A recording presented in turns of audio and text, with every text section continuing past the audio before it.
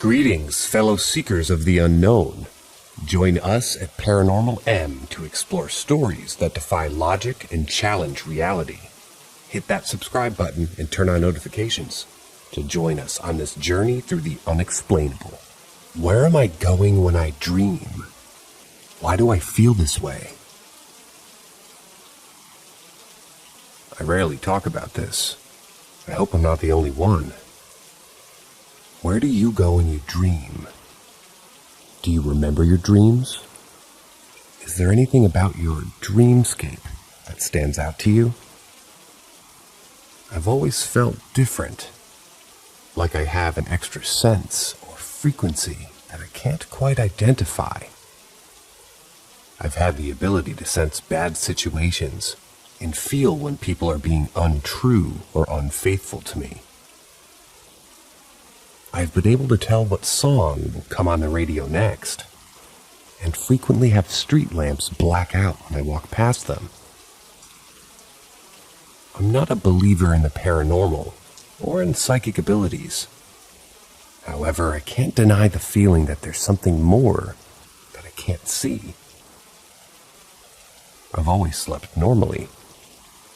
I had what I considered to be normal dreams.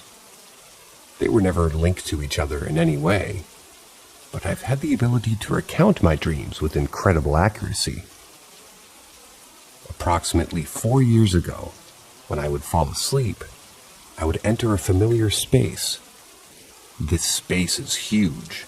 For the sake of this thread, let's just say that it isn't the size of a community or a city, but approximately the size of a whole county. Also, for the sake of this thread, I'm going to call this place my dream county. There are cities, towns, identifying markers, and places that I'm totally familiar with in my dreams. However, none of these locations have names.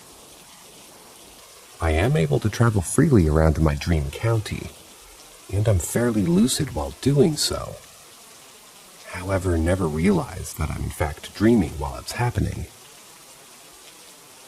There are people there that I'm pretty familiar with, though they have no names. We often work together to complete tasks, or do fun and thrilling things, and even just sit and talk. My whole dream county is familiar to me. It feels like home. I enjoy going to sleep every night, with that feeling that I'm going somewhere welcoming. I never do the same thing twice in my dreams, and the subject matter is ever evolving. I love this place like a second home, and although I feel I know about every part of it, occasionally I will discover a new area that's unexplored, and it'll become pretty much absorbing, and it'll become that part of my dream county. There's a few things I know for certain about my dream county, and that's as follows. 1. I never have my phone, ever.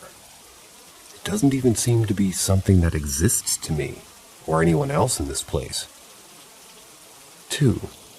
No matter what I'm doing, I'm familiar with where I am and who I'm with, even if not by name. 3. Usually, no one from my real life is in my dreams.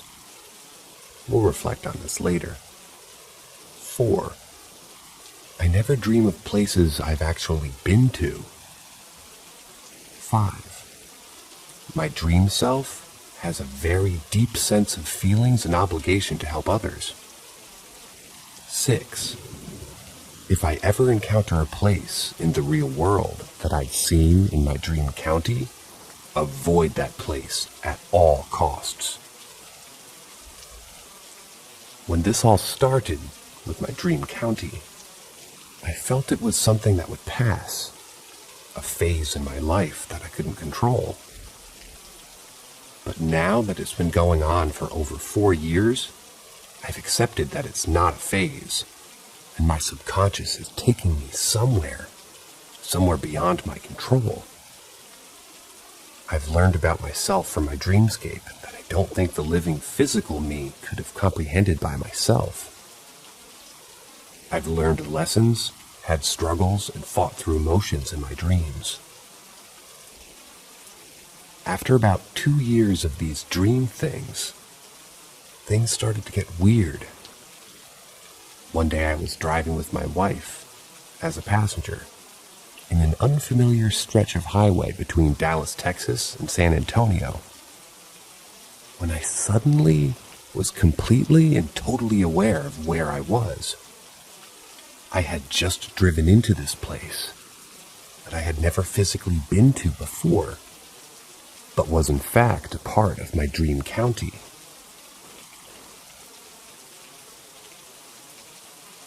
I've been here in my dreams many times before. I had an extreme sense of foreboding that I needed to leave that area immediately and never go back. So I did just that and detoured 2 hours out of the way to get away from that area to get home. It was at this point that I obviously had to tell my wife about my dreams and why, as I had just diverted 2 hours and 100 miles out of the way from my home. I told her about everything I'd kept to myself and never told anyone about. My dreams, my feelings, my sense of some sort of frequency that I couldn't quite get in tune with. Fortunately for me, she was more intrigued by it than concerned, and she's accepted it as part of who I am. We've been married for over 10 years now, and she's the best thing in my life, and my biggest advocate. Now back to my dreams. Since the experience of encountering part of my dream in real life, I haven't had a similar experience. I have an extreme sense of foreboding that it may happen again, and if it does, to avoid that area at all costs. I can't explain why I feel this way. It's just always there. Over time, weird things continued to happen in my dreams that would then correlate with things that would happen later in the real world. I wouldn't call it psychic or predicting the future as much as just sensing something would happen. Or, in a dream, would embrace me for something that was, well, not embrace, it would brace me for something that was about to come, be it good or bad.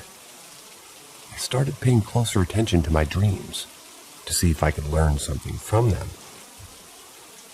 About 3 years into my dream county, something happened that had never happened before. I recognized 2 people by name and face that I knew from the real world. They were prior employers of mine, and although I knew them, the landscape around them was completely foreign and new. I had never been to this place before, but I had a horrible feeling about it. They kept trying to get me to come back to work for them, and I kept turning them down over and over because I had this horrible feeling about everything. I thought something bad was going to happen. Eventually, I was able to convince them to leave the area to what I thought was a better place for them, and I specifically remember feeling relieved for them, like they were safe. These dreams continued intermittently for a few months here and there, not every night. My home state was devastated by fires this last summer. The worst fires out I've really ever seen in hundreds and thousands of acres of land burned in the process. I watched as the fire surrounded the business where I used to work, as they evacuated everyone from the area. And I somehow knew that even though this was a horrible event, somehow it would be okay for them. As the fires died down and the smoke cleared, one of the only surviving areas was 50 acres of land in which their business stood. Not a single ounce of it was burned. After all this happened, I haven't dreamed of them again, but I get this feeling that for some reason, They were put into my dreams for a reason, and I knew things would be okay for them. This is the only time someone from the outside world that I know or knew has entered my dream county. Now, after hearing all this, please know that I'm totally normal and I'm rational. I had a fairly traditional upbringing, although we were poor. I was bullied all through school for being different, although I never really understood what was different about me as opposed to everyone else. I joined the military at 17 years old to toughen myself up, and boy did it ever work. It also framed me up for a tough, no-nonsense rational mindset that the military works hard to instill in its soldiers. After the military, I went on to college, got happily married to my dream woman, had 3 amazing children, and a professional career as a business management expert. I know it isn't rational or normal to have these thoughts and feelings. I've encountered abuse, PTSD, and seen and done things that I'm not proud of, and I try to use these experiences as a way to rationalize my dreams. But the thing is, I never dream about these experiences or places. I have no rational way to explain my dreams, feelings, or senses. I feel like if I tell others, they'll just think I'm nuts. The only person I've ever told was my wife, and I still keep it to myself mostly. I want to know if anyone else out there experiences this. I'm not crazy, I know I'm not. I don't believe in mediums or psychics, but I can't deny this whole experience and just write it off as it is what it is. I've been experiencing this for so long now that I believe something more is going on that I can't quite tap into. Sometimes I catch myself wondering if I'm tapping into an alternate dimension and seeing another version of myself. And other times I catch myself wondering if I'm actually dreaming the real world, and my sleep self is actually the real me. If I think too much about it, it starts to feel like Inception, and I have to snap myself out of it. I love my dream county. I love going there every night. I have a home there that I know is my own, people that I know are friends. I have places that I love to frequently visit and places that I like to avoid. I have a whole sense of self in there that only exists in that plane. It's too complicated to try to describe all of it through text, but I'd love to talk to somebody about it over the phone or in person or a live chat. I'm not crazy. Is there anyone out there who maybe experiences this? Is there anyone out there who studies these phenomena that I can talk to try to figure this out? Is there someone out there who knows someone like this? Are there scientists or professionals who can explain what's going on? Can't be the only one. Someone out there has the answers, and that's the reason I'm reaching out. I would like to remain anonymous just for the fact that this is my first time ever reaching out or telling my story, and I'm scared that I'll be made fun of or demeaned or ostracized in some shape or form. I'm not scared of my dreams or how I feel. I just want to know why and how, and if there are others, please help.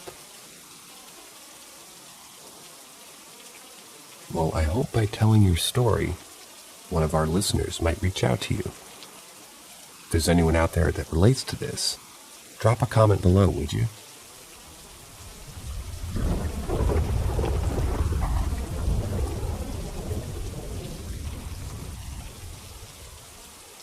Strange neighborhood happenings. I recently moved into my first home out of college with my boyfriend. It seemed like a great neighborhood, and the house was really nice. But then as soon as we started moving in, we got an uneasy feeling.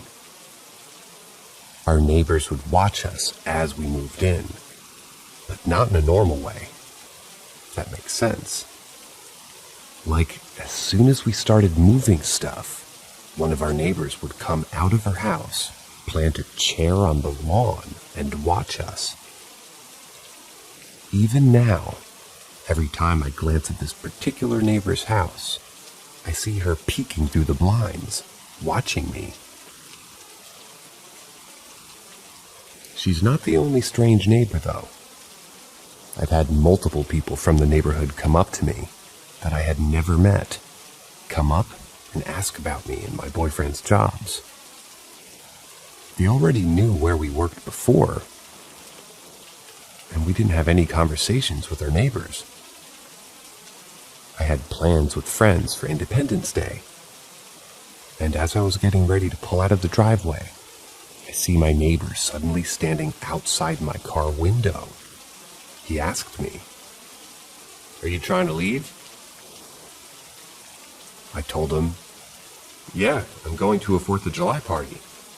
And he said, "Well, we have the street blocked off, so you won't be able to leave." I said, "Well, my boyfriend is going to go leave because he works tonight." And he said, "Well, I guess we can remove the roadblocks. But just so you know, we have a 4th of July party every year." And the roadblock wasn't a big deal. I don't know. This wasn't that weird. But as I was driving away, a kid threw a firecracker at my car. Just odd. One night, about a month after we moved in, my friends and I were hanging out on my deck, having a few beers and talking. Then we heard sirens and saw an ambulance and police officers driving across the neighborhood. We weren't super concerned until they pulled up to one of our other neighbors' houses. The woman who lived there was on her porch, screaming and crying into the officers, sobbing and yelling, "Cut him down, I cut him down." Then they loaded her husband's body into the ambulance while we watched. We learned later that he had hung himself and he died. The wife of the man who had died was a very strange character as well. She would randomly, not extremely often, but enough for it to be a pattern, wander out of her house late at night around the neighborhood. We learned from one of our, well, let's just say our one normal neighbor, that her wanderings happened long before the husband had killed himself. Finally, we had, I guess we'll call them odd happenings in our house sometimes, where the lights flicker, our smoke alarms randomly go off, and I've even woken up with scratches up and down my arms. One night, I was laying on the couch and had fallen asleep. I woke up to the sound of someone in the kitchen, and in my sleepy state, I assumed it was my boyfriend. But then I called his name. I heard no answer. I called again and asked what he was doing. But then I looked in the kitchen and saw no one. Then, as soon as I looked, the deck light outside turned on. My boyfriend came out of the room and asked if I had heard something in the kitchen too. I was creeped out, but I got up and went to the door by the deck to shut off the light. But when I did, I saw a neighbor directly across the yard out on her deck, standing perfectly still, staring at me. I was super spooked because it was late, like 2:30 a.m. at this point, and she was fully outside, posted, and staring. She wasn't doing a task, wasn't even smoking, nothing. Just standing and staring. I quickly shut off the light and then went around to all the doors to make sure that they were locked. But when I got to the front door, it was unlocked and open 3 inches. Which makes no sense because we have a habit of shutting and locking the doors every time we come inside. Whether night or day, I locked it and we looked around the house to make sure no one was in there. We slept in our room with the door locked that night. I don't know what to make of our experiences at this point. Every neighbor mentioned in this post is a different neighbor, and the whole neighborhood just has an off vibe. My friends think And I hate to think that my neighbors are somehow involved in the strange instances in the house, and that they aren't necessarily watching me when they're staring, but rather watching whatever entities or vibes or whatever are in our house.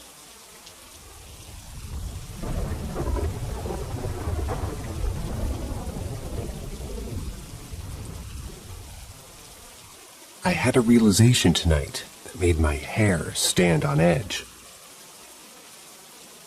For context, I've been watching a lot of BuzzFeed paranormal videos, because they're entertaining, but they also remind me of everything paranormal I've ever been through. I like to remember my experiences, to relate to the experiences that they're talking about.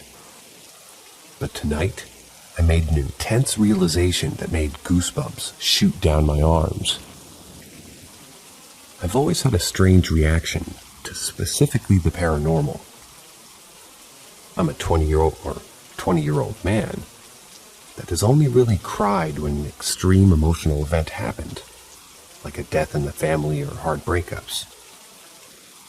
But whenever I hear something unreasonably paranormal, my eyes randomly produce tears. Could be a ghost story, could be somebody talking about a ghost experience. I don't feel scared at all. I actually feel calm with a feeling of being unnerved. I really don't understand why this happens. Keep this in mind because it kind of ties into this. I've always had a weak immune system, and it was worse as a kid. This one time I was incredibly sick and bedridden to the point of hallucination. I saw a hawk fly into my window that didn't exist. But most notably, I saw a full-scale apparition. I mean, it didn't even look like a traditional ghost. It wasn't see-through.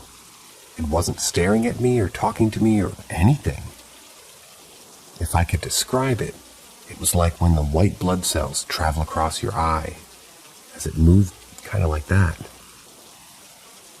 This apparition had long, flowing blonde hair, flowing as if she were underwater. Weird fact, because I'm studying to be a marine biologist. Will most likely have a job close to the area and the sea, but I digress. She was wearing a wedding dress, and as soon as I saw her, my mind went, I will marry this woman one day. The apparition then phased through a door and disappeared. Pretty creepy, but I chalked it up to being delusional, just thoughts a child that's extremely sick might have. Fast forward at least 6 years. I have a shelf on my wall that holds nerd things, in particular a bottle of Juggernaut from the Call of Duty series. I get up from my bed and do something, and I notice the bottle is missing from the shelf. As soon as I realize this, the bottle comes zooming past my head from behind me, as if someone had thrown it. It doesn't shatter, it just hits the carpet, but I remember it spinning past my head. There is zero possibility it dropped from the shelf. I was standing at least 2 feet away from it, and it landed nowhere near it would land. Even if it had fallen, it would have fallen on my desk below the shelf and shattered. I was calm for zero reason. I checked my closet, which was in the direction that it came from. Nothing. My mind went, intruder in my closet? Nope. Okay. I placed the bottle back on the shelf and walked away. My intense realization was the ghost woman in the wedding dress disappeared in the exact same location that the bottle would have been thrown from. And both times, I was incredibly calm, even though I had experienced someone throwing something at me as well as seeing a full-scale apparition. I don't know what to make of this realization. I'm out of that house, as it's my parents' house, and nothing else malicious has ever happened to us, so I'm not so worried. The only typical Indian burial ground scenario to explain any of this is that the house is built on land where the Civil War was fought. But I don't find that really relevant. This is one of the many strange occurrences that happened in that house.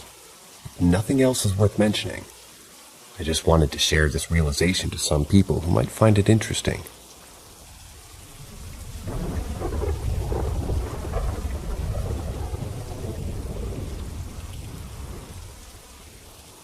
My experience on the other side.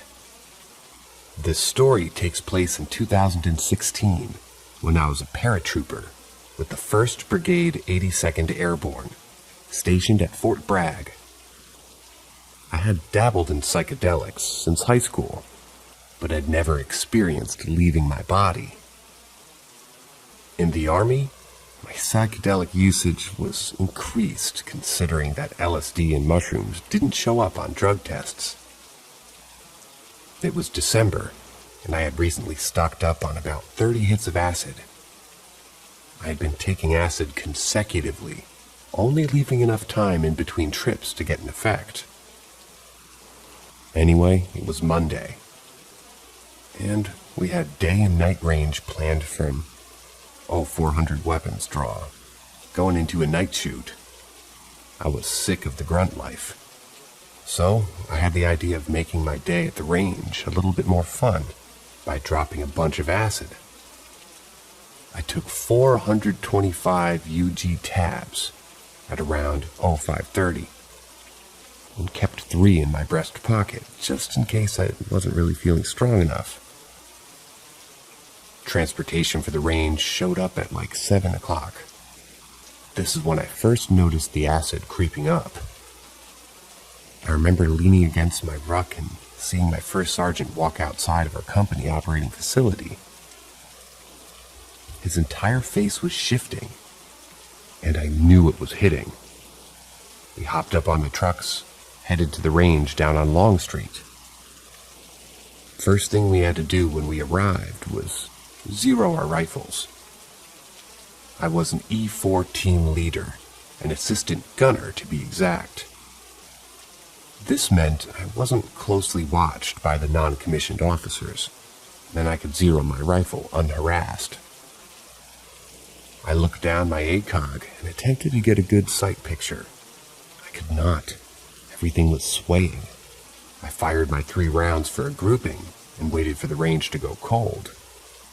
My grouping was shit, but there was no way in hell I was shooting again. I didn't wish to draw the attention of anyone who might have thought that I needed help shooting. I grabbed my target and left back to where we put down our rucks. Now at this point I almost smoked a spice vape. Yeah, I know that shit is horrible, but I was a dumb fuck who loved weed, and spice was an alternative that wouldn't really make my piss hot. I could smoke spice literally anywhere, because its odor was non-distinguishable from other vapes. So there I was, standing in a circle around my platoon's rucks with about 5 or 6 other people from my platoon, smoking and joking. I was really upset that I was at the range, but at this point, I decided to let go of my animosity and just enjoy the heavy dose of LSD. I remember just standing and staring off into the distance, until I finally caught the eyes of one of my sergeants, SGT Outlaw.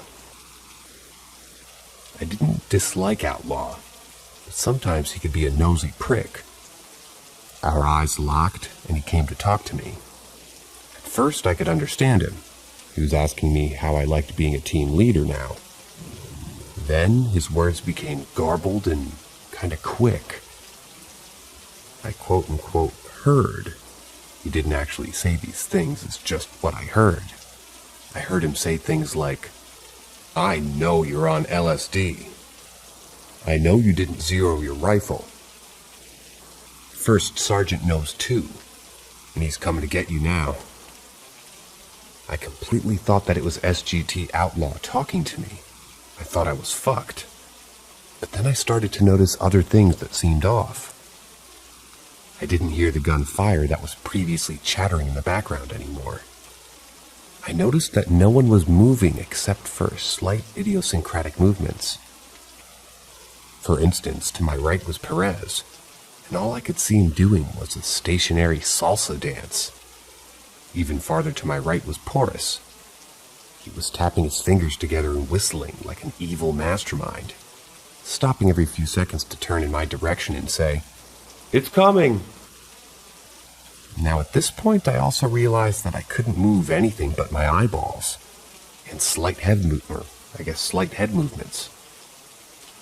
After viewing my comrades and their oddities, I finally turned my gaze back to SGT Outlaw. But this time he looked different, the major change being his eyes. They were replaced by black swirls. His gaze was stuck on him, and I could feel only dread. I remember the voice when he spoke. It was like a loud whisper. It said to me, "So you want to take LSD? Do you want to learn the secrets of the universe? All you have to do is look left." At that moment, I noticed my left peripheral getting darker. It was almost like a flashlight of darkness, and it was shining from my left side. The feeling I got from this maelstrom of blackness was terrible. My sense of dread only furthered. I wasn't religious, but I prayed anyway. I remember staring at this entity in the form of my NCO for what felt like 5 to 7 minutes. The entire time I kept repeating to God that I would never take acid ever again, and to please just let me live through this. Then I felt control of my head movement slightly return. When the control returned, I heard voices say, "He didn't do it, what a bitch. Pussy didn't want to know." When I heard these voices, my dread disappeared and was replaced with a sense of loss, like I missed out on something. I might have replied with, "No, wait, I want to know." But I don't remember entirely. But what happened next has been embedded in my memory. I flew out of my body and into the sky. I kept being pulled farther and farther into the sky at speeds unimaginable. I remember being pulled across the US, east to west, and then above into space. I arrived at my ethereal destination and landed in a spectral chair in what seemed like a transparent waiting room in space. I could see Earth and the stars straight ahead of me. I could also hear typing, but I couldn't turn my head to see who was typing. When I arrived in this waiting room, the only feeling I can remember was nostalgia. It was the strongest feeling of nostalgia I'd ever felt. I also had thoughts that didn't feel like they were my own. No joke. I heard a thought go through my head saying in a semi-confused yet lighthearted tone, "Aw shit, what am I doing back here? I need to get back into my body." Now this thought felt like it came from me, yet I had no conscious decision in making that thought. I sat in the transparent ethereal waiting room for about 10 seconds. After my 10 seconds were up, I immediately appeared back on Earth in my body. I was facing left towards where the dark maelstrom emitted from. The first 15 seconds back in my body, I had absolutely no memory of who I was. Then my memories flooding back, bringing me instant relief. I remember thinking, "Holy shit, I'm a human. My name is Ben. I'm fucking alive." The rest of the day at the range went smooth. I didn't feel like telling really anybody about this experience at the time.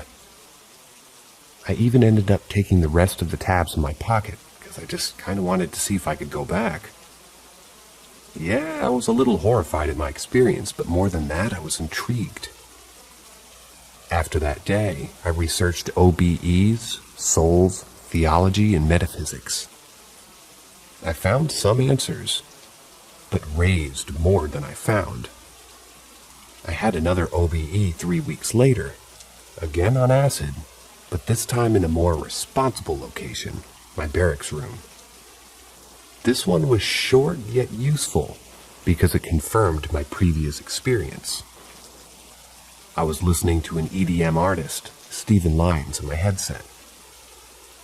And as I started vibing to the music, I closed my eyes and felt myself lift out of my body again. And this time I could move and look around. I looked around my barracks room and I could see that the walls were transparent. I could see into every room in the barracks with their inhabitants doing things like shower, playing video games, eating, or even sleeping. It was wonderful. But the wonder wore off when I remembered the dread I felt from my previous OBE. I instantly snapped back into my body. When I was reattuned with my physical form, my body had instinctively put my hands on the back of my head, as if trying to keep my soul connected. I researched this later. I found that souls are connected to our physical forms through a silver ethereal line in the back of our heads. I felt satisfied with my discoveries. Still, though, this was not my last encounter with the other side. My next OBE was months later on leave. I was back home in Los Angeles, and it was a lucid dream that had no drugs involved. I'll save that story for another time, though.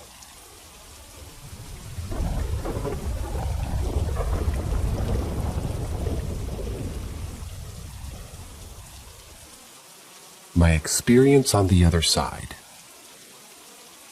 After my experience in December, I had found that my mental state no longer aligned with the ethics of my profession. I was an infantryman. Closing within and destroying the enemy in close combat was something we all strove for.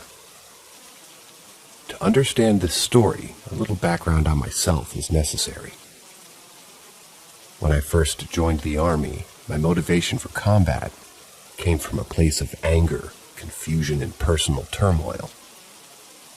My father raised me with violence, but I allowed his actions to affect and define my character. From 13, I begun to self-medicate with anything I could find, from weed and alcohol to pills, MDMA, and psychedelics.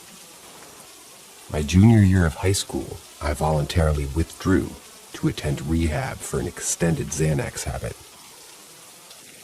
I spent my 17th birthday in a rehab facility in East Texas. At 19, I graduated and joined the airborne infantry. I believed I had found my true calling and an outlet for my aggression. Unfortunately for me at the time, going to war is not a decision made by young privates. After a year of training, my brigade was placed on GRF, the Global Response Force, which was at the time a year-long sentence to garrison life. I had found no glory or bloodshed, instead boredom and bureaucracy. I expected war, and I received weekend staff duties and tactical laser tag. So I turned to an old enjoyment of mine, drugs. Due to persistent drug tests in the military, I stayed away from most narcotics. LSD and mushrooms became my drugs of choice, considering psychedelics are not tested with normal drug tests here. I began to push the limits of reality further and further. I loved raving. Taking high doses of acid and dancing my ass off to EDM became a consistent hobby of mine. Eventually, we were slotted for deployment. We were going to Kandahar. Finally, my goal was in sight. Although our deployment was still about 9 months away, fuck that. No reason to stop taking psychedelics. It was enjoyable and an excellent way to pass the time. Even with the extensive use of psychedelics, I still retained my jaded mentality. My psychedelic usage culminated in December of 2016, when my consciousness disconnected from my physical form and was pulled back into a transcendental state, in which I was given a glimpse into the world beyond. After returning from the other side, I found my headspace to be completely different. The newly found empathy and love gave me a positive purpose and direction. I was amazed at the information I had been blessed with. I witnessed firsthand that there was something beyond this life. Although more than seeing it, I had felt it. It was the deepest self-reflection I'd ever experienced. And after, I found I no longer had the gall to take human life. And here laid my moral dilemma. Our deployment to Kandahar was slotted for the summer of 2017. I was a team leader, an assistant gunner to be exact. I oversaw a machine gun team, which is a crucial part of the infantry platoon. The responsibility of my position weighed on me. Although I knew everything about the war was wrong, it used to never really bothered me, for I didn't care about the military-industrial complex profiting off the war. In my old mindset, I only cared about satisfying my desires for violence. After my experience, I couldn't even fathom killing another human, for I knew it is inherently wrong. Honestly, though it was an embarrassment that made me decide to revert to my old ways, I killed the good that was fostered inside of me out of the fear of embarrassment. As Tim O'Brien said, in The Things That They Carry, I would go to war, I would kill and maybe die, because I was embarrassed not to. I now empathize with Mr. O'Brien, for I too was a coward. I knew it was wrong and I decided to go to war. Changing my mindset wasn't difficult. If you understand that the universe is mental and that thoughts control our world, nothing is impossible. Not using psychedelics anymore was also useful in reverting my ways of thought. Now this is where the story really begins. It was around early June 2017. I was on pre-deployment leave in my hometown of Santa Monica, California. My parents were living in Italy at the time, so I had decided to spend my leave in California with my aunt and my friends. My aunt owned a successful escrow business in Santa Monica. She lived in a beautiful condo at the corner of Ocean and California, overlooking the Pacific. She spoiled the fuck out of me while I was there, considering it was about to deploy. I had been on leave for at least a week when the incident occurred. I was watching TV with my aunt while having a glass of Dom Perignon. She bought that shit like water. I had exactly one glass, and that was it. My aunt was tired. She went to bed. Even though I was tired, and I had a bedroom to sleep in, I remained on the couch. I felt incredibly comfortable on the couch. So I decided to lie back and slip into slumber. I fell asleep almost instantaneously. What woke me up unexpected. My arm had fallen off the open side of the couch, and I felt something licking it like a small dog. My aunt had a cat, but the licking was incessant and didn't feel like a rough tongue of a feline. I rose from the couch to view it. It was a small dog. It looked akin to a miniature schnauzer, except for one defining feature. It had no skin. The creature hurried away as I rose from the couch. After standing up, I had noticed my blanket was still on the couch and had not fallen off when I stood up. But the blanket looked larger than I remembered, more puffed up like there was a mass of something underneath. It finally registered.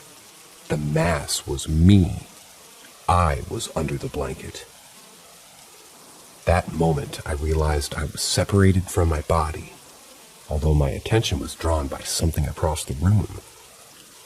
It was the skinned dog hurrying into the dining room. I followed it. When I reached the dining room, I immediately noticed her. At first, she was standing. She stood at about 5'7", was lanky with long white hair and endless wrinkles going down her gray skin. She crouched down behind the table when she saw me. She looked like a hag raven from Skyrim.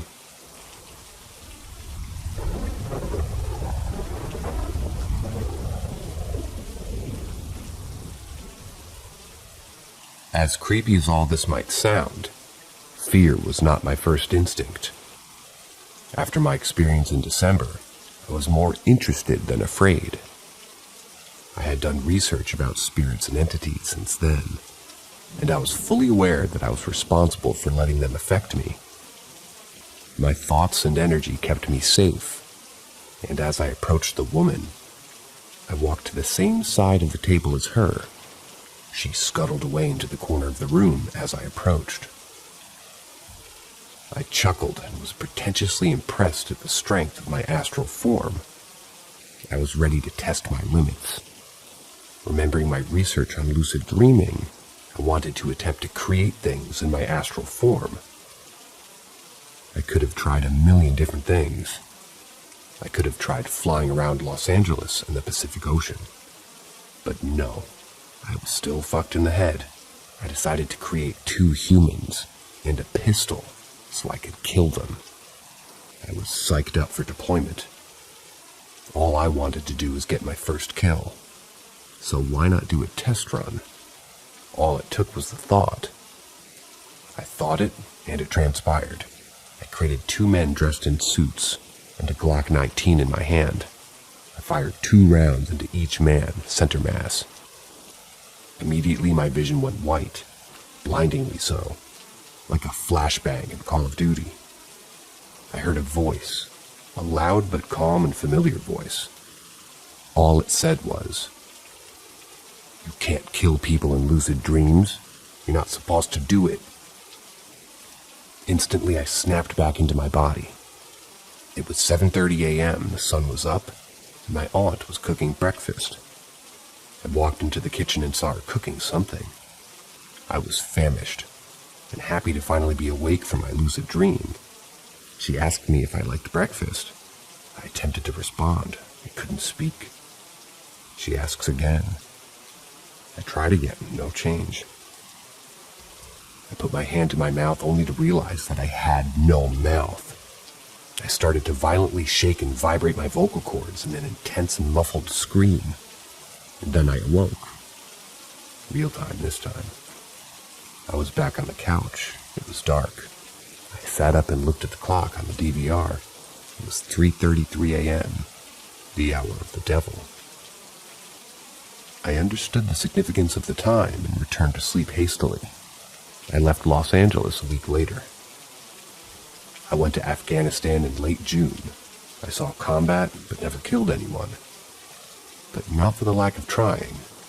I returned in 2018, and with a year left on my contract, I began to prepare for my new life. I resumed using psychedelics, but in a more responsible manner. My introspective trips rekindled my positive mindset. More importantly, though, I found love. I met her in the summer of 2018, and now we're married.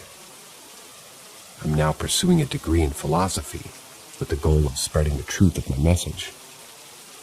We are more than a corporal mass. We are eternal beings. This reality is medium for our spirit to learn and to grow.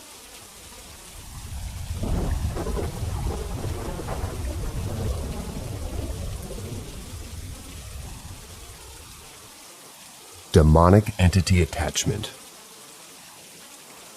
The first experience I ever had with this creature clicked in my head, and it's made me shift my idea on how the entity became attached to me. At first, I believed it was because I used a Ouija board, and a few days after, I noticed the presence a lot more, but no. I have later remembered I did a guided third eye meditation, which is no longer on YouTube, and I'm glad it's not. Because if this happened to someone who wasn't as capable with energies, I would be very worried. The meditation I did was about 4.5 years ago. It was very strange. I remember laying down in my bed and listening to a voice on the video. It asked you to start breathing in a very strange way. You had to almost have a shaking breathing style and listen to audios I've never heard on any other guided or non-guided meditation, and I've participated in endless amounts of them. During the meditation, I felt and envisioned a large black hand with long nails on the left side of my chest.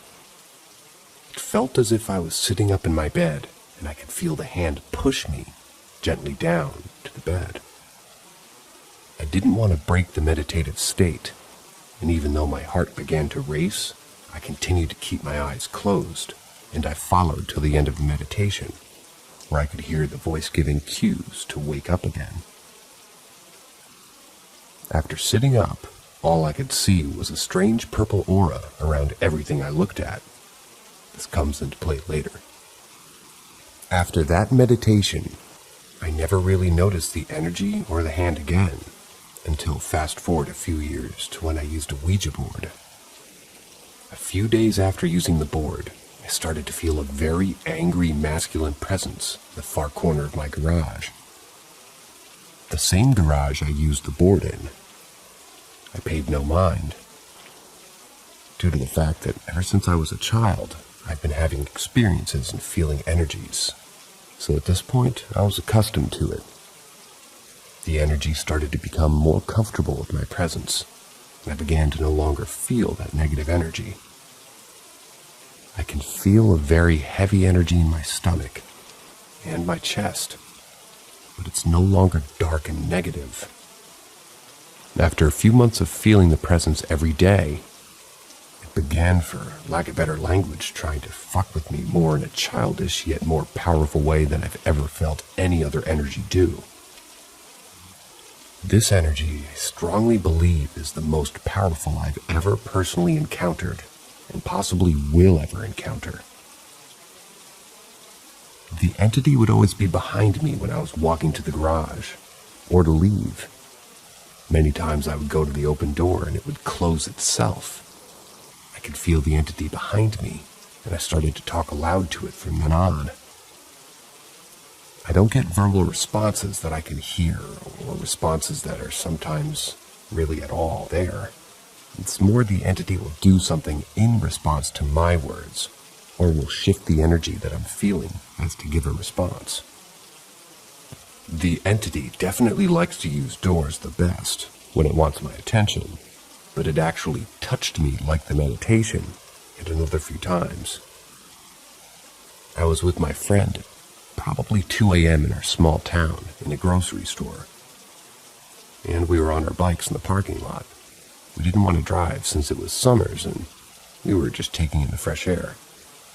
I closed my eyes while standing in the empty parking lot. I was hovering over my bike, and my friend was beside me. All of a sudden, I felt those same black hands with sharp nails gently on my lower back. I immediately opened my eyes and looked to my friend, who could immediately see something had happened. I asked if she had touched me, which she said no, since she was beside me the whole time. She would start to sometimes feel the energies around me.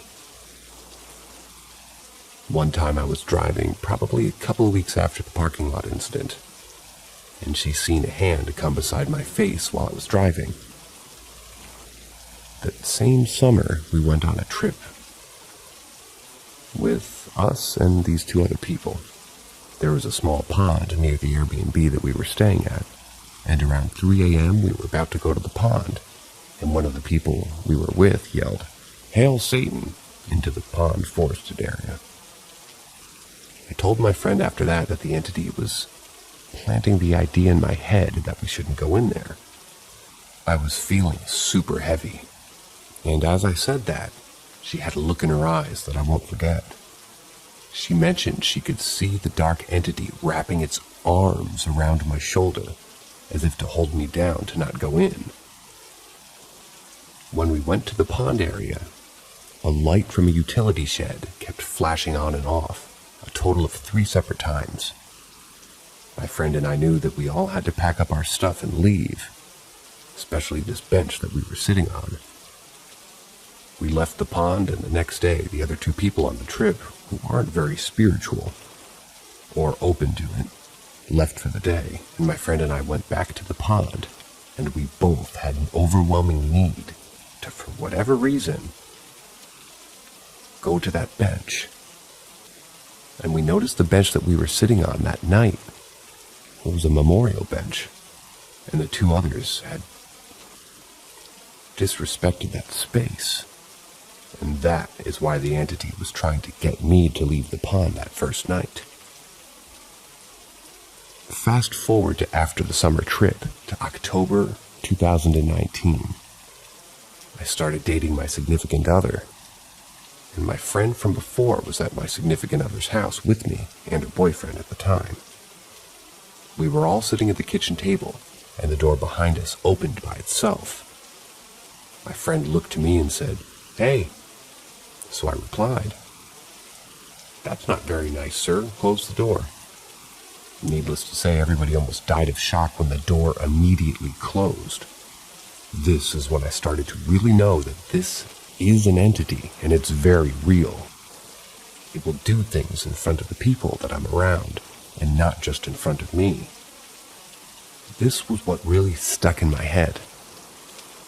Other small experiences included the shower curtain blowing open when I was showering, the screen door to my house holding open once I swung it open, and there was no wind. A door near my entryway always opens when I haven't paid much attention to the entity's presence, and it wants to remind me. When I was watching The Nun, he mimicked the hands over my face in the coffin scene to mock the Christian demons and movie, and I could go on. I think you get the idea. This entity I notice has a purple aura, which is what made me realize that it was attached to me because of that meditation.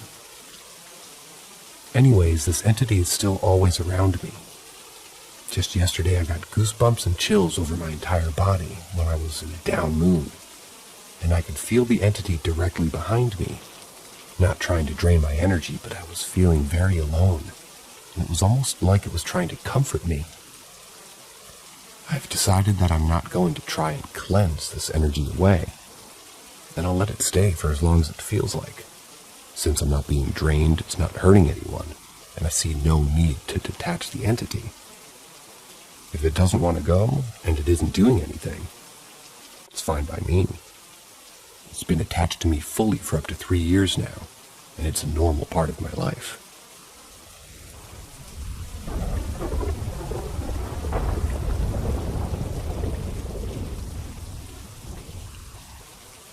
What? Did I just see someone disappear? Background. I went to go get my flu shot from a small clinic run by a commercial lab.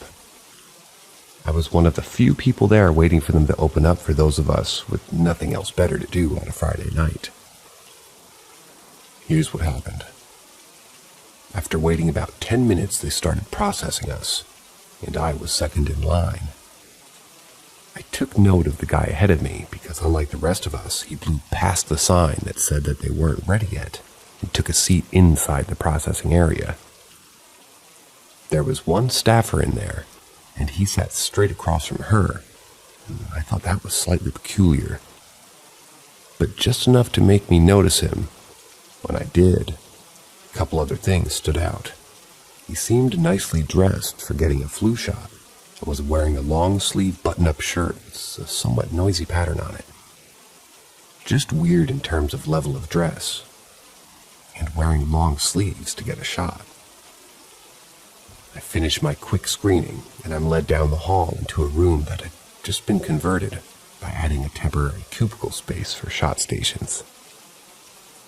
I see the guy. He's getting his shot. It seems kind of distressed about it, and is sort of flexing his arms strangely. Some people can't take needles, though, so that's not inherently unusual. I go to the other side of the cubicle wall and get mine done like lightning. I'm up in time to start following this guy to the door, and the door that was marked with an exit. They wanted patients to leave a different route, presumably to keep up social distancing. He seemed confused for a split second, if he was going to go right or left, which way, but then he swiftly walked out the door. I followed behind, maybe 3 to 5 seconds, no more than that. I followed the very clearly marked path around the corner into a long hall. This guy must have moved very fast because I couldn't see him anywhere. But then around 2 seconds I did. He leaned very suddenly from around the corner, appearing to first look past me and then at me. He seemed nervous, but I couldn't read his facial expression well due to the mask. Just as quick, he jerked back behind the corner. I thought maybe he was lost and was just peeking around to maybe see where the others were going out. I continued walking and then get to the corner, and no one's there. Before I thought there must have been a hallway or a door there that I didn't remember. I've been to this location several times, but nope, solid white wall. The corner itself is shallow, maybe 2.5 feet deep, just wide enough to hide someone from the viewing angle that I had. There are 2 doors on that side of the hall. One just before the corner, and it was very clearly shut. And locked, I would think. The other one is further down, and it was also shut. That door leads into a very small waiting room that was very obviously closed and very dark inside. I heard no sound during any of this. Not a footstep, not a door handle turning, or a door closing. Nothing.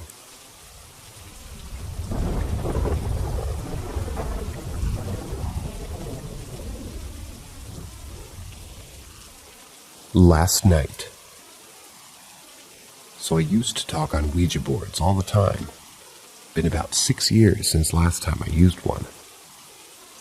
So I grew up Catholic. Did all the steps as a child to become an adult and a member of the Catholic Church. Been baptized, blessed all the time. Even had priests come to my house for dinner once a year, bless our home. Then I started using the Ouija board. And one day when I was 20 years old at my parents' house, this happened. It was fun talking on it, and I would talk on it quite often. Every day, just about.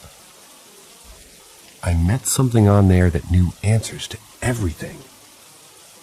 After talking on it and to that thing for a few months, it would talk to me about God. I always thought it was weird because everybody said that these are bad or evil. It would tell me how God loves me, how he protects me, how he watches over me. When it would bring God up, I would get this feeling through my whole body. It's this feeling I felt before, but not as strong as it would be coming through this board.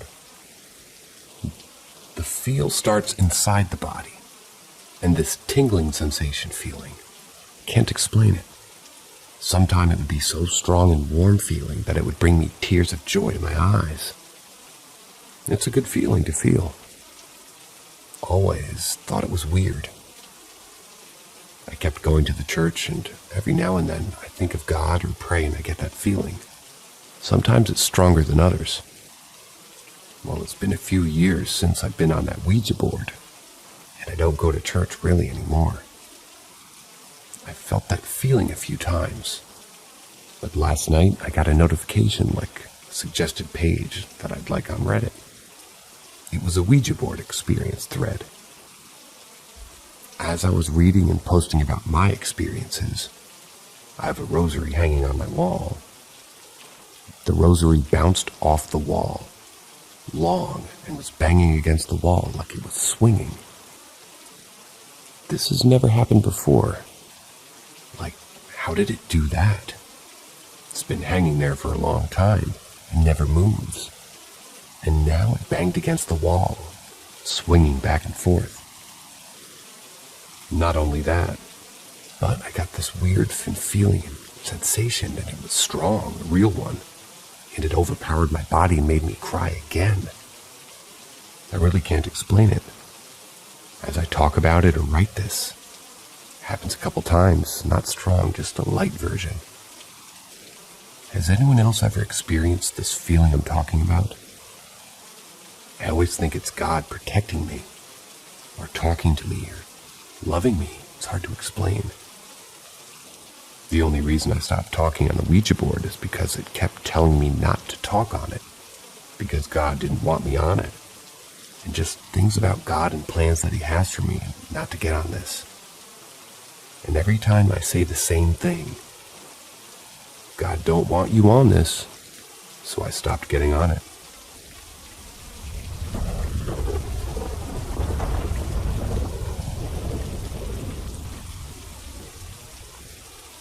I don't use Reddit, but I need some answers. For around a year now, I've been hearing a lot of sounds at night, and when I'm alone in my house. My room becomes freezing cold when the rest of my upstairs stays warm. My room is always very hot, and getting the feeling that I'm being watched. Now, I'm a skeptic, and I don't really believe in anything after death. So, normally, when weird things happen, I can connect sounds and things moving to the house's settling. Or, I must have just moved it but forgot about it, kind of things. But there are many things that I cannot explain. I've woken up multiple times to shit in the room next to mine going crazy, and my dog staring at my door confused and scared. Every time this happens, I check my phone, and it's always between 3 a.m. and 4 a.m. But I don't want to get onto those stories now. I want to talk about what happened today. So my family left and I was home alone, me and my dog. We were sitting on the sofa watching some TV. Then I hear a wow from upstairs. Me and my dog make a what the fuck was that eye contact. But then a thought came into my mind that said, oh, my brother's still here. Maybe he just hadn't heard my parents on the VR. So I get up to go tell him that everyone left. Walking upstairs, I realized that no one was on the VR because the light were off and you need the light for the sensors to work. So I looked around for a bit to make sure that it wasn't a prank, then gotten an idea. I've been watching a lot of ghost hunting shit because I'm bored as fuck. So I say, why don't I go do an EVP session, see if anything happens? So I got my phone turned on, start hitting record and begin asking questions. I asked, did you make that wow noise? What is your name? Are you scared? Nothing happened when I asked, but the recording, there were a lot of bangs that I didn't hear. But I thought nothing was happening, so I asked if it could make another noise or a bang on the wall. Then I hear a small thud from my brother's room. Go over to look at the room, there's nothing there. So, me weirded out. I thought that this was just lucky timing, so I left the room and asked it again. And it happened again. I run into the room, looked underneath the bed in the crawl space, and found nothing and no one.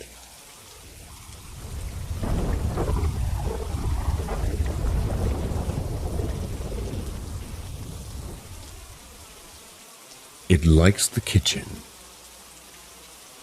When you walk into my kitchen at night, a gut-wrenching, menacingly sinking feeling hits you with an unexplainable force. It sticks with you the whole time you're in there, and leaves the moment that you're out. Late last year, I began to pay attention to this feeling and its patterns. I never really thought about the paranormal. I wasn't a skeptic, really. It just didn't cross my mind. Ever.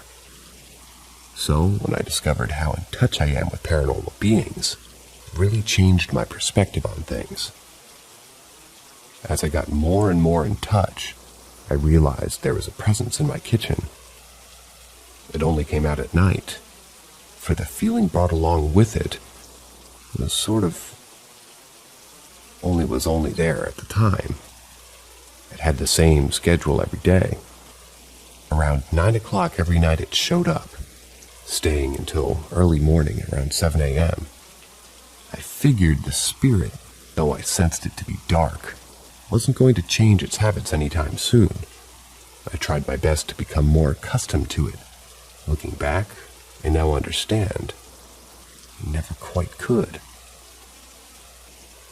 One night around 2 in the morning, I grabbed my water bottle and walked my way downstairs. My eyes were adjusted to the dark, and I took quiet, slow steps down the old carpet-covered staircase. Here I must explain a bit of the layout, and I hope it makes decent sense. Upstairs are 4 doors. On one side there's a hall leading to the bathroom, and just before it, a door to the bedroom. On the other side are 2 doors at a corner. Each lead to a separate bedroom, and mine is the one facing the previously mentioned door on the other side of the hall. A staircase in the middle of this hall descends down halfway and then takes a sharp 180-degree turn fully down to the first floor. An open layout lays at the bottom. The kitchen sits in front of you, and that's to the left, in almost a pocket. To the right is a wide living room. With that out of the way, I'll get to the second to the bottom step and look at the kitchen.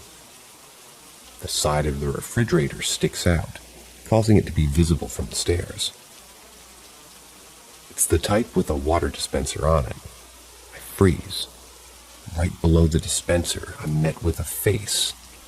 Something is hunched over in an awkward crouch, staring at me with eyes I'll never be able to forget. The whites of them glow slightly, making this shadowy figure all that much more disturbing looking. I reach my hand out and turn on the light for the stairs. It's gone. I stare, unable to fully process what I've just witnessed. Was I going crazy? Perhaps I just was too tired. I didn't feel tired, though, and deep down I knew I was fully awake. I walked to my fridge hesitantly, that overwhelming familiar feeling I've mentioned hitting me once more. I fill my water bottle and I leave. The feeling does not go away. Never in the time I've lived in this house has this happened. The feeling, the presence had always only stuck to the kitchen. It was impossible, I thought. Yet here it was, following me up the stairs and down the hall to my room. I'm struck with dooming fear. Without thinking, I rushed into my room, repeating in my head and aloud that whatever this was that was with me was forbidden to enter my room. Slamming the door, I rushed to my bed and processed what had happened, feeling the presence lighten. What did happen? I don't know. I couldn't think. How could I? What was I to do? From that night on, I noticed a break of pattern. The presence moved around, appearing visually more and more. It stood at the bottom of the stairs, then the center, then the top. Finally, it moved to the right outside of my door. Currently, it is moving once again, and I'm unable to confidently pinpoint where its new place is. I'm scared to say this, but I believe it's in my closet. I have many stories of my house. I see shadow creatures often, and I feel and hear their presences.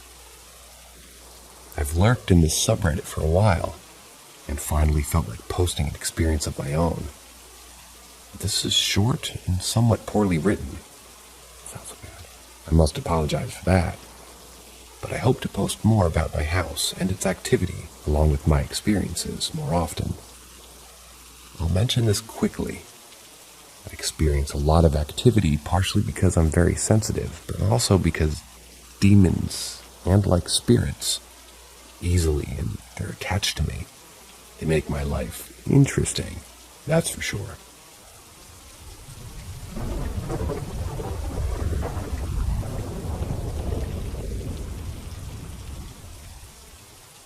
A nighttime walker. I used to walk a lot at night with my older brother. We lived in a small mountain town in 2003 and felt comfortable going for walks around the neighborhood in the dark, especially in the summer. Before this night, did I always believe in ghosts? Not really. I've always been easily scared, but that's due to watching far too many horror movies at a young age. Never from seeing or feeling a presence. This moment stands in my head so clear still. We were only a few blocks from home. Just reached the peak of a slight hill with the streetlight shining its orange glow around us, and the Italian cypress trees all in a row on the opposite side of us in the road. My brother was on the left, I was on his right, and we were on the right side of the road. I was talking away, my hand gestures expressive as always, looking toward my brother, when I suddenly grabbed onto him jokingly and whispered for him in kind of a shush-hush voice. Not that he was talking, that a person was nearby and could hear us. For there, just opposite us, across the street, a teenage boy in a striped shirt was walking along with us in one of the cypress tree shadows. I don't even think my brother looked. He may have kept his eyes straight, concerned a stranger at night had crept up on us. Stranger though, the moment that teenager in his striped shirt hit the cast of the street light behind the trees, he disappeared. I stopped in my spot, so excited at what just happened.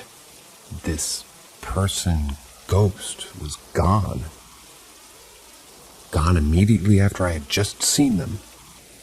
My brother was unfazed. He didn't see anything. He didn't believe in ghosts.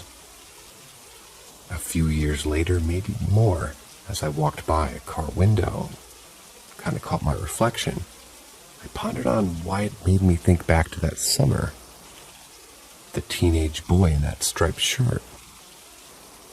He had been like a reflection in clear glass, there but not whole.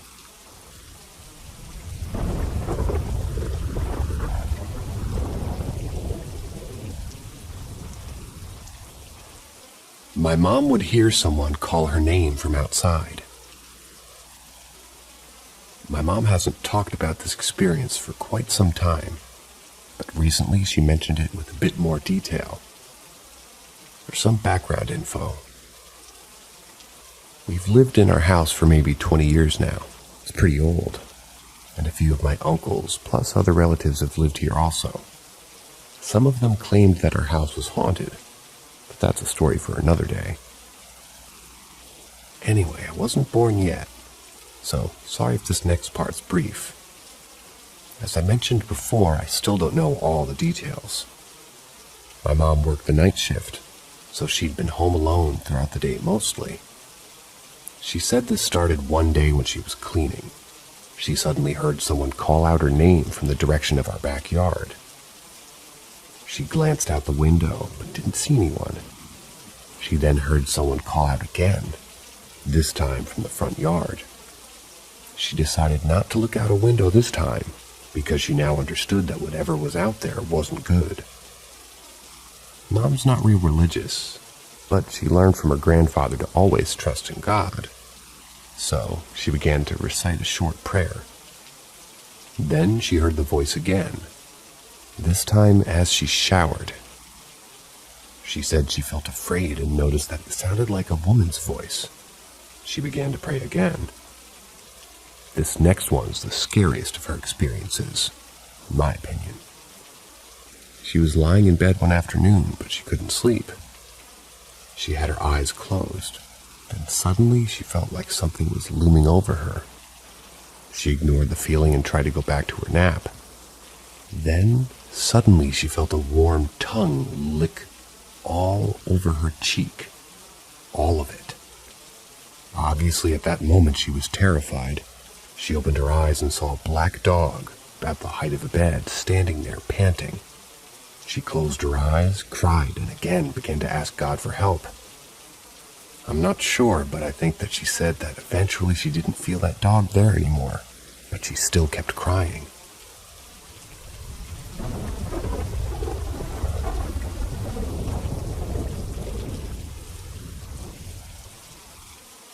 Having strange feelings about my apartment. I recently moved into an old brownstone in Brooklyn, New York. The building is pre-war, over 100 years old. When I first moved in, little stuff started happening, mostly doors opening and closing, which my roommate and I would pass off as the building being old. Recently I've been having feelings like there's another person in my apartment. specifically when I walk from the living area to the kitchen, which is basically just a hallway in those two rooms. I get this feeling like someone is going to be in either room when I walk in. If I'm standing in the kitchen or cooking or whatever, I tend to turn around and assume that my roommate or boyfriend is there with me. But there's no one there. That happens kind of often. Like, I'll literally start forming a smile and will go to say something to them but realize I'm alone. Last week I was doing dishes when I heard someone humming. I shut the water and gave another listen, and I distinctly heard in a humming, higher-pitched voice. It was just me in the apartment at this point. It didn't freak me out, but certainly caught me off guard. I told my roommate, who confirmed that she was on the phone with her dad, which I couldn't hear through the wall anyway. Which brings me to yesterday when I spoke to my landlord about my experience. His wife asked me if I was empathic. I'm a social worker and a therapist, so I do have a high emotional intelligence and read people fairly quickly. I just told her what I feel when I was in the kitchen and living room areas of the apartment. Y'all, they proceeded to tell me how they had a previous tenant in my apartment who frequently saw a woman walking from one of those rooms, and they themselves have felt cold breezes between that area as well. We all agreed that it's not a bad or a creepy feeling, but it catches you off guard. Before I sat down to write this, I was making coffee in the kitchen when I heard a loud woman's sigh. I don't know, y'all. I've never really experienced something like this, so any advice on how to not get creeped out would be great. I also feel like my roommate doesn't really believe me. That's the end of today's stories. And just to let you guys know that we are listening back to you guys as you listen to us. The next story that I read, probably tomorrow, I'm going to heed some of your advice. And you did apologize for being blunt, so apology accepted. We're going to try the next reading, less, as you say, quote-unquote, Valley Girl. Ouch, that stung. I've heard a lot of them talk, and I'll tell you, I too don't enjoy this. However, when one reads question marks in writing, you tend to make the voice somewhat more, questioning sounding. However, I would like to give you guys something nice to listen to. So, upon the next reading, we're going to try this with a more somber tone. So, good afternoon, good evening, or good night. See ya.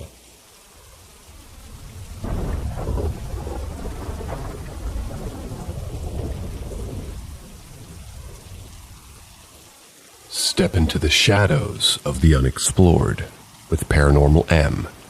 Subscribe and hit the notification bell to stay tuned for our latest tales that will leave you pondering the mysteries of the universe. I saw a shadow entity. Made 4 cars' lights flicker near it. In a town near Portland, Oregon, at about 7 or 8 p.m. on an overcast dark night in 2006, I saw a shadowy entity in the driveway across the street. I was playing World of Warcraft at the time. I recall I was playing my Warlock, and I was in Shotrath City. I had positioned my computer so the window out of my second-story room was looking down the T of my neighborhood because I liked the view. I saw a flicker in my eye. I looked across the street to the driveway of my neighbor's house. They had 4 cars in the driveway when they normally only had 1 or 2. And only the porch light was on, not the driveway floodlight that they had above the garage door. I was a 2-car garage with cement stairs leading up to the left of the driveway to the main door. I saw something moving between the cars, but I couldn't make out any limbs or identifying features because it was so dark. In this area at night, when it's overcast, it gets extremely dark, almost pitch black, so it wasn't strange to me that I couldn't identify it. It just seemed like a person walking between the cars. Seemed average person height, at least. Well, then it sped up. Across maybe 5 seconds or so, went from walking speed to running speed, to maybe 30-ish miles an hour, zooming around all 4 cars in the driveway, before it disappeared entirely. When it started speeding up to about bike riding speed, all of the lights started flickering in all of the cars. These were older cars. I recall an old maroon 4-door Civic-like car, not a car I would expect to have a fob or ability to flash like it was when it was off. Even the floodlight above the garage was flickering, lighting up the entire area. This thing was moving so fast I couldn't tell what it was, but it just was a shadow. Even with light, I couldn't see anything but blackness. Then the house lights, even inside the house, all of the lights flickered, not unison at all, for a solid 2-ish seconds before everything just clicked back to normal and it was done. I stared for a while after that. Nothing. I have no explanation, and to this day, I regret never going over there and asking the neighbors if they saw anything too. I didn't know them, and I was only about 16 at the time. I just told my mom, who told me weird stuff happens here. I went on to get a bachelor's in physics, actually, to see if I could find anything that made sense to fit my new worldview. And that was basically one big intro to a whole lot more questions than I'd ever anticipated having. I've thought through a multitude of possibilities, the most logical being a hallucination. But to my knowledge, I've never hallucinated before, then or since. Nor did anyone else around me hallucinate or have any strange symptoms, so I rule out carbon monoxide poisoning. I see other people stating that they've seen shadow people, but I'm not sure this was a person. Definitely don't know if it had a hat or was indeed the Hat Man. And it seems normal accounts of shadow people have then not zooming around and making lights flicker. And now I'm a father, have a wonderful wife and a great job, but this still takes up immense real estate in my head. Any direction or insight would be appreciated. Would particularly like to hear about or speak with others who have seen similar things.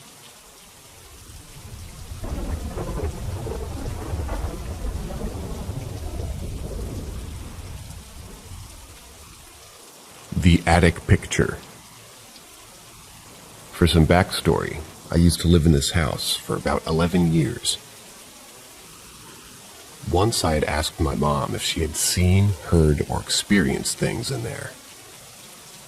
She told me that up in the attic, when her and my dad, were first moving in, she went in to store some things up there, and noticed this weird door made of plywood. She opened it, and lo and behold, a small mattress that looked like it was for a child. Then she discovered a picture of a girl hanging from a single nail above the mattress. She examined the photo, and there was nothing written on the back of it, and nothing to indicate the time period except the girl's appearance. I still haven't been able to figure this out. And that was that, the whole story. Today, though, I went up to see for myself. See, I've been wanting to see this for about a year, and I got my chance today. The deal for the house closes on Friday, since it's currently on the market, and has a full offer put in. I went up with my dad and sister to see if we could find anything. We went into the small room, and I did see the tiny mattress. It was old and stained, and you could see the springs through the thin material. We looked around for about 10 minutes, and my main focus was on the picture. I eventually found it. But it wasn't hanging on the nail my mom described. It was right outside the small room on the floor. I picked it up and exclaimed, and carried it back downstairs. I had taken it outside with the intention of taking it to my current house, but I decided to put it back because it felt wrong to take it. Like something was telling me it was wrong. So I took some pictures of it and put it gently back on the attic steps. I said something along the lines of, "Here's your picture back, I'm sorry I took it," and then went back outside and got in the truck. When we got home, I was worried about something happening that correlated with the picture. So I thoroughly washed my hands. Then later, I deleted the pictures off my phone after I had shown some close friends that I'd previously told this story to. This wouldn't be as creepy, but my mom also told me about how she would find me in my room at that old house when I was small, and it appeared like I was talking to no one.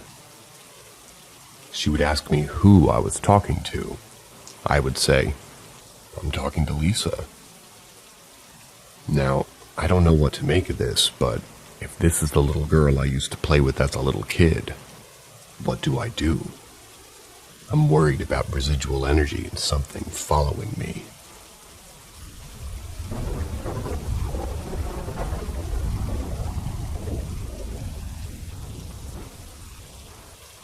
The spirit that made me into a believer 19 years ago. This experience took place from 2003 to 2007, and because I was born in 1998, you should be able to understand that I'll do my best to give you a full in-depth recollection of this ghost. The only people I will mention that should appear in this post are my mother and my brother, who in the beginning is not yet born. He was born in 2004, so initially it is only my mother and I. A long time ago in my hometown, my mother and I moved into a duplex, where the landlord lived upstairs and we lived downstairs. This house, as I remember it, was older, but must have been remodeled because it looked very 2000s and not from the late 19th century. We had a front porch and a decent-sized backyard, the fireplace in the center of it. About as big as the yard can get in an urban in the middle of our street home. Now, for the layout of this duplex, I wasn't there when the moving of this furniture took place. I actually hung out with my aunt, or my guardian. But the moment I stepped into our new home, I was excited. Excited to get on my CTR TV, in all honesty. But anyways, when you first walk into this house, you'll find that our dinner table is directly to the right of the front door. Looking forward was the living room. The CTR TV sat on the floor like those models usually could. The couch was to the left wall. Farther back from the front door to the other side of the duplex was my slide door to the backyard. And to the left of that door, the computer and the desk against the left wall. Behind the couch was like some kind of counter. The wall was cut out to give you a view of the kitchen. To the right of that, the actual entrance to the kitchen. The kitchen was how you got to the 2 bedrooms, closet, and the bathroom. In fact, all of those rooms were connected. My bedroom and my mom's bedroom had no door, so you could always see what each other was doing. I had the closet that had the door to the bathroom. The bathroom having a closet door and a kitchen door. I do remember how everything else was laid out, but let me not bore you too hard. 2003. Finally, to the thing you're reading this for. The second thing I did after settling down into my new home was look out the sliding door to the backyard. Almost instantaneously, This experience introduces you to her. I don't have a name for her. She, the spirit, never said her name, nor do I remember what the history of the duplex said online. I thought nothing of the girl. I saw her staring down at the fireplace, and I remember that she was wearing something and what she looked like to this day. I don't remember her face, only her scar that I will reveal to you soon. She didn't turn around, so at this time I never had seen her face. As she stared down at the fireplace unmoving, the sun reflected off her gorgeous golden hair, and she was wearing some kind of white dress. To be honest, that feels like a common thing with female spirits and dresses, doesn't it? The dress was gently being brushed by the wind. It was afternoon. The sun was high in the sky at this time, and yet, there she was. Little did 5 or 6-year-old me realize that she wasn't actually live or there. Little did I realize, but would soon learn that she was more than what she seemed. I think I asked my mother who she was. Mom would always ask me who I was talking about.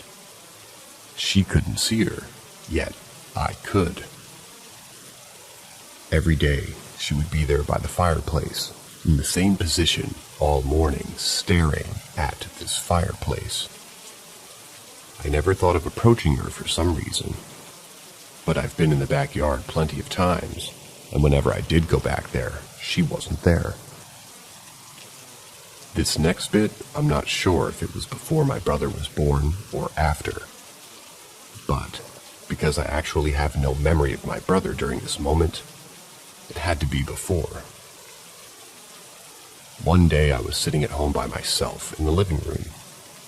It was the weekend, and my mom was working, so I decided to make a bowl of cereal and almost turn on the TV when suddenly out of nowhere, my soul is startled by the sound of a very loud robot voice that spoke an entire sentence. My thoughts were everywhere, scrambling to try to understand what I heard. Our landlord was quiet, pretty much never home, so I know it couldn't have come from upstairs. I merely remember that this great and powerful voice was all around me. Maybe it was in my head. I'm not sure, but she randomly entered into my thoughts.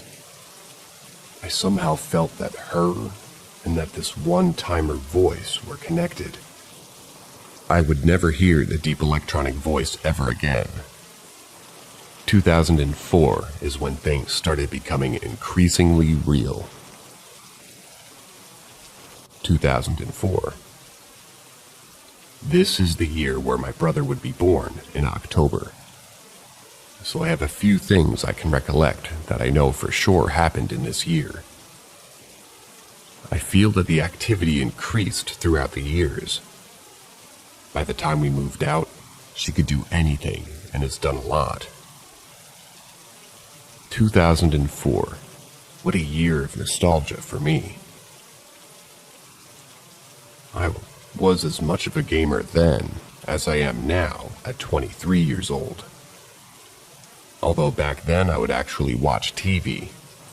My favorite show was, funny enough, Ghost Hunters. Today I don't really like or think that show is real, but back then I did. And she, my friendly ghost with no name, put fuel to that fire. There was this one day, sun out, and all where Mom was sitting in the living room. I could in fact see her head over the counter thing in the kitchen. I pulled out my back then childhood board game, Sorry, and said out loud, setting up in the middle of the kitchen floor, "Who wants to play a board game with me?" I'm not sure why I used who rather than do you, when the only person there, other than I, was my mother. She was talking about her CNA job with someone on her phone, so she was not listening to me. However, the voice of a young girl said something to the left side of me. To the left of me was the refrigerator, and to the front of the refrigerator was the entrance to my mother's bedroom. This voice said in a playful tone, "I do." I was fascinated, not frightened at all for some reason. To hear a voice coming from nowhere and pushing it off as a normal thing, I might add. "Okay," I said. "You go first." I pulled a card out for the voice, and I watched, and I waited. The card was an 8, and I gave the spirit the green pieces while I was red. Of course, and much to my disappointment, the green pieces did not move at all. They had to be moved by me. I ended up playing an entire game of Sorry by myself, feeling a very cold air around me. Again, I thought absolutely nothing of it. My mom eventually got up from the couch and went to the fridge to get something from it. That was when the cold air dissipated. I don't remember if my mom and I conversed, but eventually that night, things would change forever in that apartment. Night came, and I was sleeping soundly well into my dream world. I should say that this memory is very foggy, and I'm going to try to do my best to make sense of the conclusion of it. My dream was very abnormal. Everything around me fogged like an old Silent Hill video game, hiding the surroundings in a creepy, empty void. I was in my bed in the dream, and she, the blonde girl, was sitting in that gray void next to the bed. Her face was blurry as hell, but I knew something was wrong with it. Her hair was parted, and I don't actually think she had eyes. She was pale and looked like she sat in a fire. Her skin was covered in burns. She was sitting on her legs with a very friendly smile across her lips. "Hi, would you like me to read you a story?" she asked me. Then immediately began reading to me something from Mother Goose. She never gave me a glance to respond to her question. The entire dream went on like this. Her voice faded out slowly, and before I knew it, I would be awake again the following morning. Apparently, as I was sleeping, I got up out of bed and asked my mother about her. I described the girl to my mom, and everything. Yet, I remembered none of that. I was sleepwalking, both dreaming of the girl reading a book to me, while my body got up to tell my mother about the ghost. My mother brought it up to me eventually, and for some reason, I was confused as to what she was talking about. It was almost as if I completely forgot about the girl ghost. The next incident is a repetitive nuisance. Anytime Mom and I returned home, the living room TV remote would be laying face down in the center of the room, with the back cover missing, and a AA battery hidden in 2 places. We'd have to find them every single time. I wonder what my mother thought about all of this. I can only tell you in depth that my brother and myself. I think my mom must have been trying to make sense of the remote situation. Maybe she blamed it on me. Maybe she had incidents that I don't know about and didn't want to scare me. The remote game, as I called it on for months, it would finally stop once my brother was born. This is when things got even more real. I would have urges of jealousy and eagerness. I'd bring a butter knife in hand to try to suffocate my brother, and I loved the kid so much I can't explain why I would make such violent attempts. I would stop myself before I did anything. I don't actually remember grabbing the knife, ever in fact.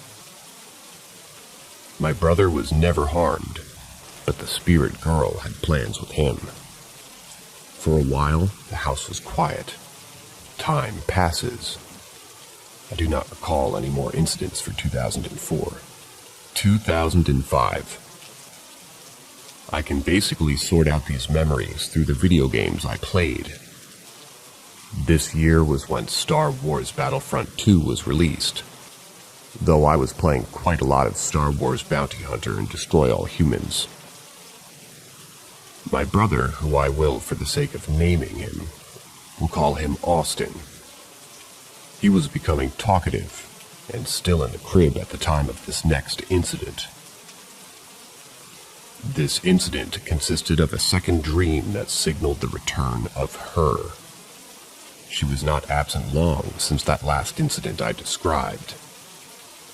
This time she was going to be moving things and people while you were there, and you could see it in your peripherals.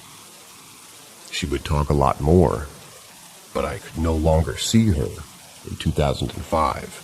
In fact, she ditched me for my brother to become his imaginary friend. The first incident of 2005. She appeared in my dreams to read me, the itsy-bitsy spider, but my brother was there next to me. My bed was outside in the backyard, and she was sitting in the middle of the fireplace, reading to both of us. The second incident initiates her power. I was sitting in my bed in pitch black. My mom's room, which I'm able to see from my bed, had my brother's crib around the corner, just on the other side of the wall of my bed. I'm sitting there trying to sleep, when all of a sudden, I hear footsteps from the kitchen to my brother's crib.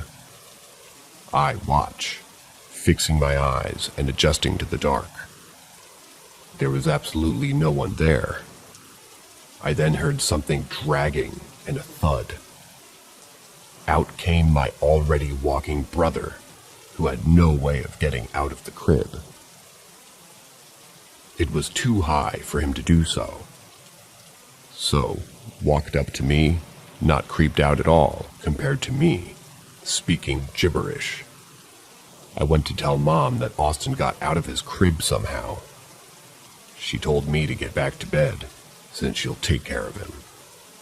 Creeped out, I remained in bed staring at my ceiling for a while. I made friends with my next-door neighbor in 2005. His name was Isaiah, but he never really experiences any of these incidents with me. If he has, I don't know about it. I only mention him to bring up his house sitting to the right of my house. I was social for a time, and being quite the daredevil. At night was when the spirit would do things in front of me.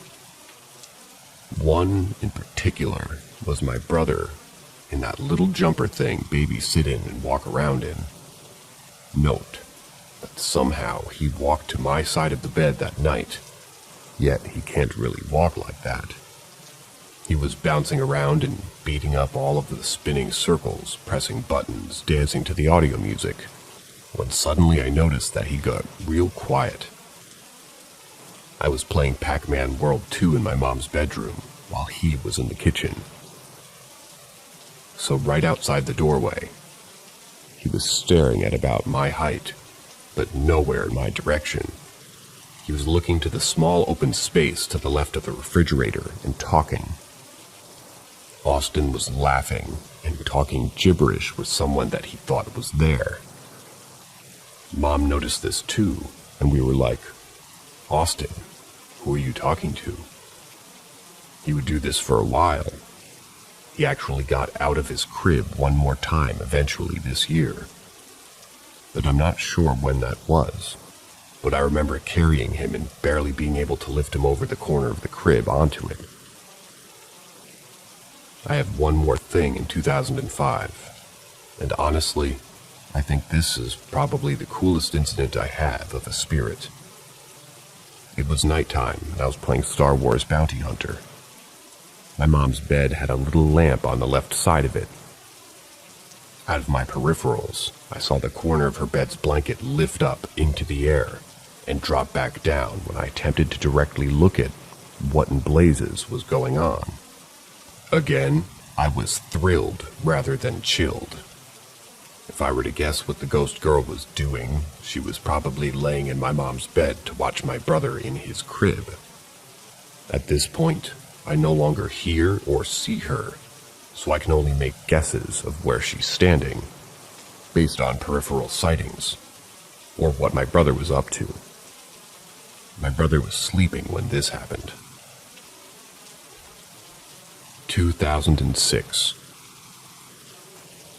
There's not much that I can remember of this year, but I could ask my brother about his experiences eventually.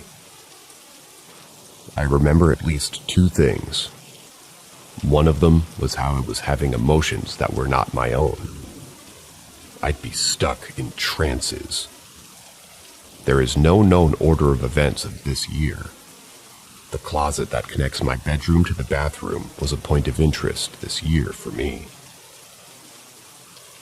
Something always told me that whenever my nose bled, or if I bled anywhere at all, to wipe it all over the walls of the closet.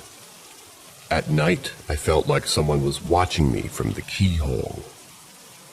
One day, I suddenly felt so depressed and aimless that I took a stool and stared at the oven clock for about 5 hours straight.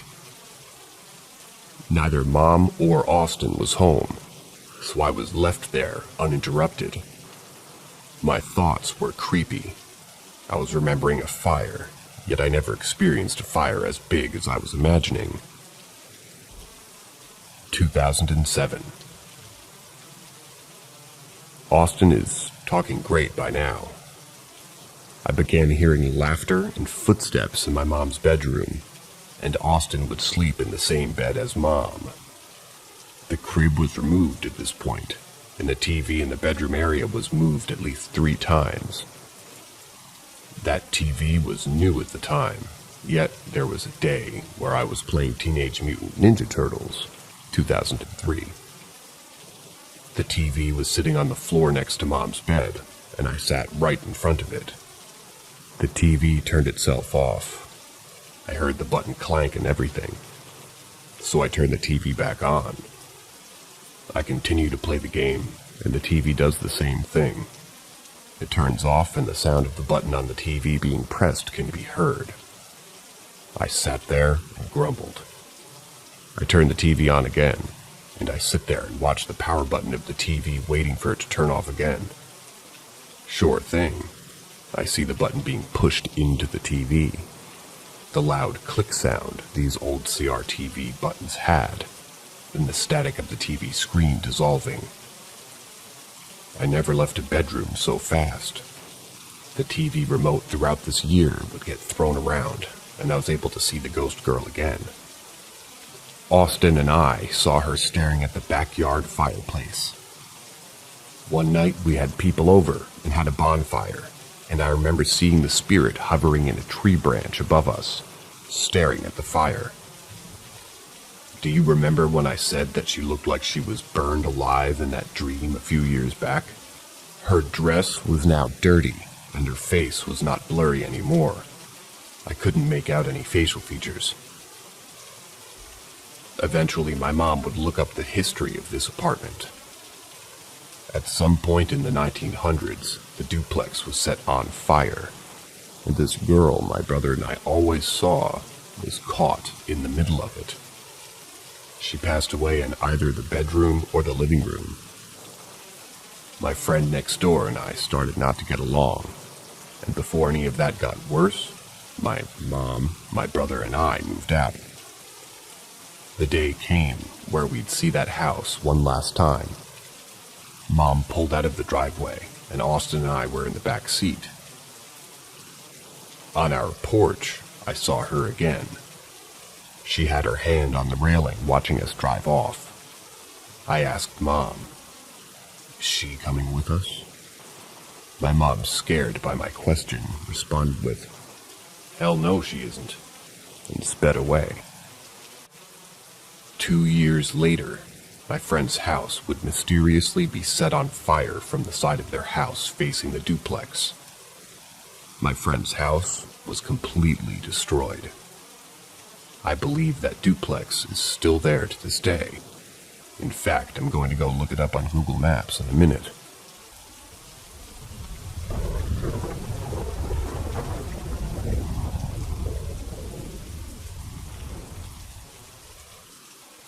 Random clapping sounds in my house.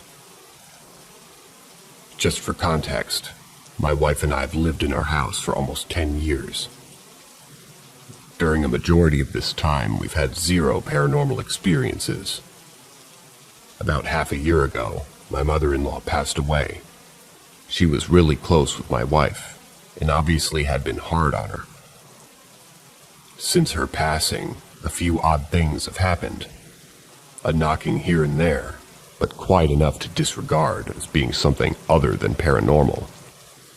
The sound of doors closing gently, which had never happened before, but we just assumed it was heating and cooling. Partially open door, perhaps. Which we've never seen, heard, or witnessed happen. But we just debunked the most weird occurrences to something other than paranormal. My first major experience was when my wife was out of town for work about a year ago. I had video called my wife, and we talked about it for half an hour. She decided she was going to bed. I decided to make Jack a Coke and relax for a bit before I went to bed. So I made my drink, and while I'm stirring it up, the shot glass slides about 8 inches across the counter. There was no water or alcohol on the counter that could be assisted to being slid. I tried to recreate it, to no avail. So, officially spooked a bit, I had to call my wife back. She calmly says, "My mom must just be hanging out with you having a drink." I kind of felt honored that she'd hang out with me, and just went along with it and tried to enjoy my drink. So over the next year or so, the same sounds kept happening, but nothing like the shot glass. Until about a few weeks ago. It was about p.m., and my 14-year-old daughter was over for the weekend. I was showing her our newly remodeled bathroom, which was down the hallway from our kitchen, maybe 20 to 30 feet, and we heard a loud clap sound, and my wife says, "The fuck was that?" So we come out to see what happened, and she initially assumed that it was me sneaking up behind her and clapping. But I assured her that we were both in the bathroom, not anywhere in the proximity of where we heard the clap. We were all kind of in shock. We all heard it loud and clear. We were all standing around talking about it, and then all of a sudden there's another loud clap, which sounded like it was just a few feet away from my head, and in between where my daughter and I were standing. I physically felt the vibrations in the air. We were all stunned again, and in disbelief about it. We all just kind of joked that it was my mother-in-law letting us know that she's still around us, or something like that. Now it's been a few weeks. I've had no new occurrences or sounds, till about 45 minutes ago. My wife was in the garage and heard another loud clap. The garage door was closed. Everyone in the house. She was all alone. I heard the clap from inside the house, but just assumed that it was her making it somehow. She came inside and told me that she heard the clap again, and I told her I had heard it as well. Definitely something paranormal in my opinion. But has anyone had something similar to this? Would love to hear your experiences or opinions.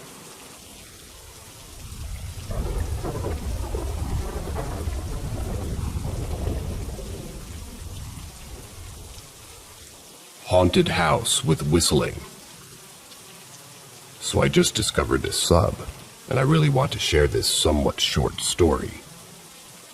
Back in the summer of 2016, as a teen, I went with a family friend to their home in China, specifically Tianjin. Note that they are wealthy and the home was very large. In the first few nights while in bed, I heard whistling sounds around the house, but chalked it up to my friend's family just making a tune. The whistling tune occurred every 1 or 2 minutes to an hour and was made up of 2 notes, a higher note and a lower note that prolonged a bit. A few more days in, I was home alone due to a family needing to attend the emergency, and I heard the whistling again, and happened at different areas of the house. I was too scared to go outside my room to check, so I waited till morning. I checked everywhere around the house, but it just doesn't make sense as to what can make that whistling sound that can occur all around the house. Then, my breaking point. As I was packing up my stuff to go see family in Hong Kong on the next day, I heard the whistling again, but next to my ear, when I was in the pitch-dark stairway. My goodness. I hurried to the living room, turned on the TV to watch some random movie on full blast. I think it was Judge Dredd, LOL, and just sat still for a while. I said fuck it to the rest of my packing, and just decided to wait till morning on the couch, and GTFO to the airport. About a couple of weeks later, I came back a bit nervous, but felt a bit better as my friends and their family are back, so I could ignore the situation. I took a nap after the long travel and experienced the worst nightmare I ever had. I still remember it quite vividly. Basically, it was my relatives, all as undead demons, and I was being chased, but could not escape. To this day, this was my creepiest experience, and someone who tends to not be superstitious, I believe those events were horrifyingly paranormal.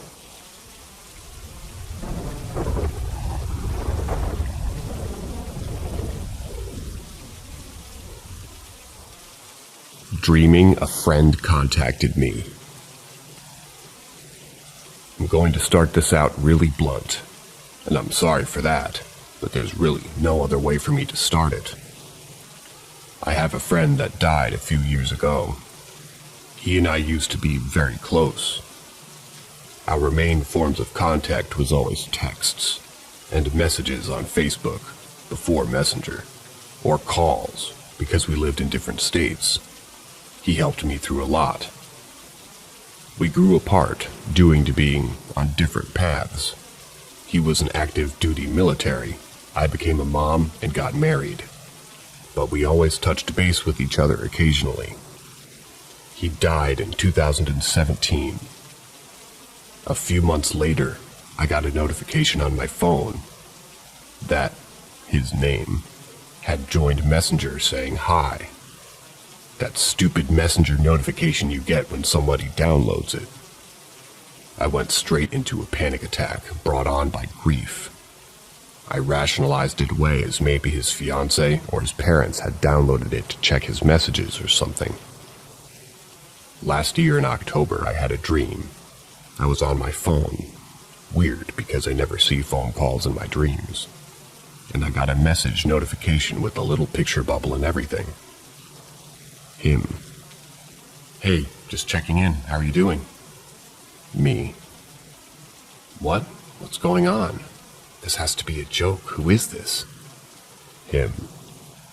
It's me. What are you talking about? How are you doing? How are the kids? Side note, I only had one child when he was alive. Second was born about 1.5 years after he died. Me. They're doing good. I still don't understand. Him. I gotta go check. I'll check again later. Needless to say, I was all kinds of freaked out. I don't know if it was wishful thinking or he actually visited me, but I feel and hope that it was actually visitation.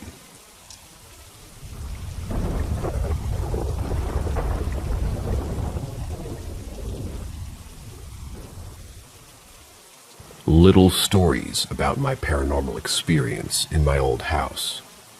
Not really scary. When I was a little kid, between the ages of 5 and 6, I think, me and my family lived in a pink house in a little quarter sack in Apex, North Carolina. The house was built on a cemetery. The builders moved the tombs, but not the bodies. I don't know why. Now, I don't have any memories about the house, so my parents told me stories when we lived there. Story 1. The Greedy Children. This story is very short, but my father told me that the 2 children would take me and my sister's toys. So, this happened when a babysitter came to look after us. Me and my sister went to play in the room up in the attic. When my father came back home, he said that he found us arguing with someone. When he asked us who we were talking to, we said, "The children won't let us play with our toys." Story 2. The Man at My Bedside. So me and my sister slept in the same room in a bunk bed. My mom and dad said that I would wake up and I would tell them that there was a man who sat at the end of my bed. Now this would happen often, but not too often. I don't remember the man, but still gave me chills sometimes. Story 3. Paintings and Children. My house had a hall where we would hang up paintings. My dad said that sometimes they would just plop off. This went off very often. My dad also said that he heard someone running up and down the hall. To him, they sounded like children playing. Mirror in the bathroom.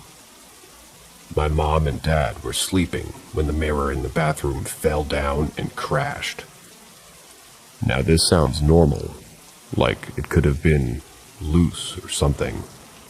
But, according to my parents, the mirror fell and was through out of the bathroom, then crashed. Story number 5. Mom? Very short, but I remember when I was falling asleep, I saw an outline of a woman leaving my bedroom. I called out to the outline saying, "Mom," but it didn't respond. I simply shrugged it off and went to bed. Story 6. Lady in Red. My father told me this story. So one night my dad and his aunt were watching a movie and drinking wine. My dad said that he heard something behind him, so he turned around and saw a lady walking down the staircase. According to him, the lady wore a very fluffy scarf and had a long casier in her mouth. The lady looked at them and said, "Get out," then walked through the floor. His aunt was very concerned, and my dad just said, "Just keep drinking."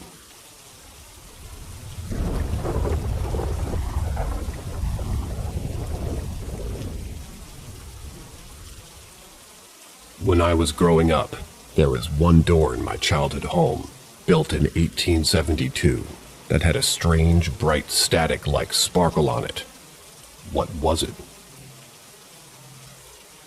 Probably best to prefix this with the fact that I'm not a believer. However, there are some things in my life, most of which happened in this house, that I cannot explain.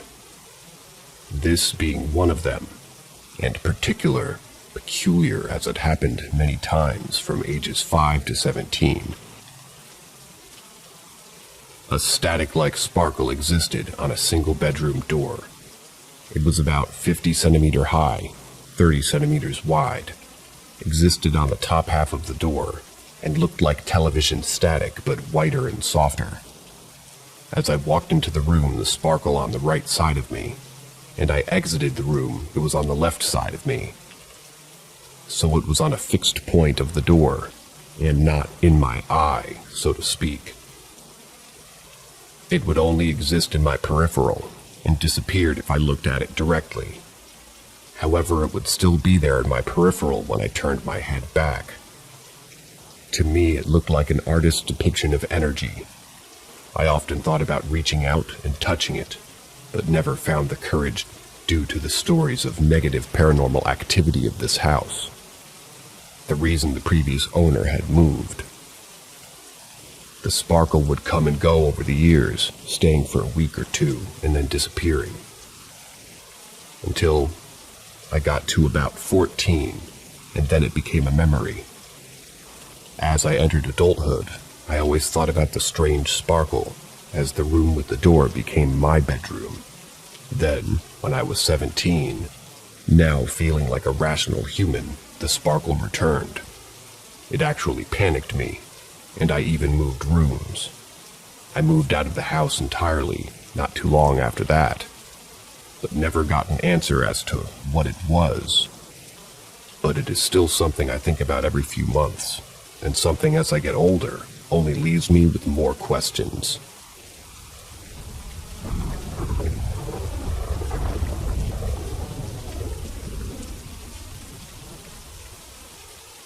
My paranormal experiences as a kid. So this took place about 20 years ago. I was 7 at the time, and my family, consisting of my mom, her boyfriend, and my sister, had just moved into a new house. It was located just outside of a suburb, so we had neighbors within walking distance, and civilization was just a 5-minute drive away. This was a pretty big house. Downstairs was the living room, kitchen, bathroom, dinner room, and a small room for the washing machine. Upstairs was 3 bedrooms and a small bathroom. One last thing. It's important to know that when you walked into the house, the staircase would be immediately to your right, and you could see the walkway that led to the bedrooms. It all started with my mom. She was working nights, so there were several days per week that she had off, so she was often alone in the house during the days. One day she had done some laundry and was carrying it into my room, which was the biggest room in the house, located at the far left of the upstairs hallway. She put my clothes in a closet, closed it, and walked away. But as she reached the doorstep, the closet opened. Confused, she went back and closed it, but still the same result. Although this was a closet door where you had to twist the handle and pull for it to open, she didn't think much of it. But this kept happening almost every time that she went into my room. On top of this, she started to feel this intense feeling of someone watching her in there. As soon as she stepped foot into my room, an immense pressure came over her chest, and all she could think about was how to get out of the room. She later told me that she would sometimes wait with whatever business she had there until someone else was home. And apparently, she had told friends how she was not comfortable with me sleeping in that room. Then we have little old me. My mom didn't tell me any of her experiences as I was a young lad, and she did not want to frighten me. But I had also started to feel the same feeling that she had. Neither creepypastas or YouTube were a thing when I had not started watching horror movies, so I had a hard time identifying the feeling. I would often avoid spending time in my room if I was alone because it just felt scary. I also heard the sound of the closet doors opening. I would have nightmares about people coming into my room. I don't remember this, but my mom has told me that I sometimes would talk in my sleep. Their bedroom was next to mine, in parentheses, and say stuff like, "Get out." Then we have the experience that I remember most clearly. It was around 3 in the afternoon. I had just arrived home from school. The rest of my family was away grocery shopping. This was not unusual. I had been home alone multiple times. So I walk up to the house, open the door, and just get inside, and I hear something. Loud breathing coming from upstairs. Then I hear heavy footsteps, slow but determinate. They go from my room to the stairs. I bolt outside, scared half to death. My first thought was that a burglar was inside the house. I waited in the rain for 30 minutes before my family came home, and I told them about what had happened. They found nothing. I thought I would end this by retelling an experience my mother's boyfriend had. He was and is a skeptic towards anything paranormal. So one evening we had a friend over. My mom was at work. I was at a friend's house and my sister was sleeping upstairs. It's important to note that my sister was 3 at this time. He was in the living room, which was located downstairs underneath my room, watching some TV with a friend. They're talking and having a good time. Suddenly, they are interrupted by a thud above them, in my room. And then they hear slow, heavy footsteps going from my room and stopping at the stairs. They both freeze up and fix their gaze on the top of the stairs.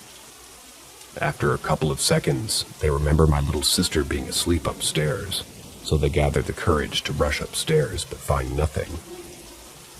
The friends got so spooked by this that he went home, and my mother's boyfriend eventually admitted that even he could not explain it.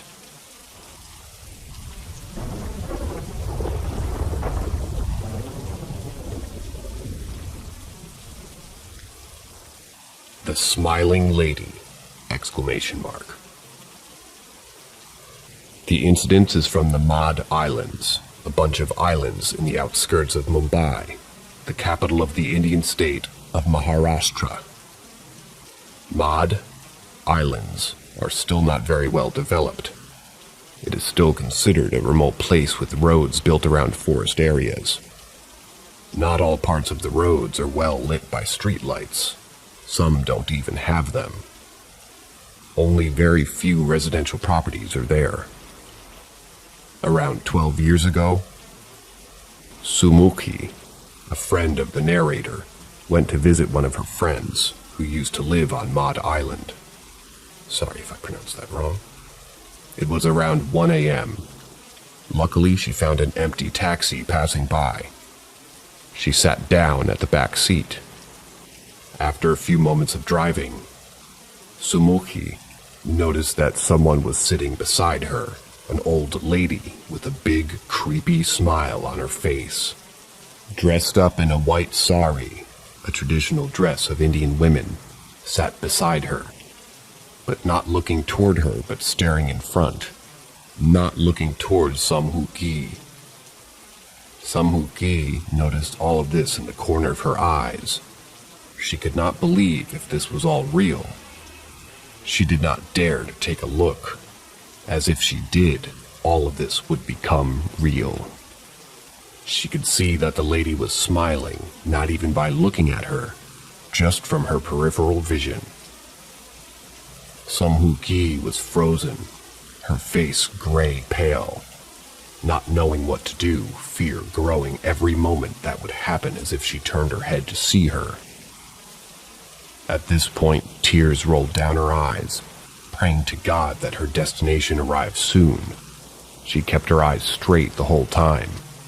Nobody talked throughout the journey. A few minutes pass by, and she reaches the destination. The taxi stops outside the front gate of her friend's villa. It would soon take a minute's walk to reach the doorbell, as it was a huge villa. Sumukhi tells the driver to drop her inside, in front of the door. For some reason, the driver hesitates, but gives it to Sumukhi to assist him, now crying. She is unable to take it anymore.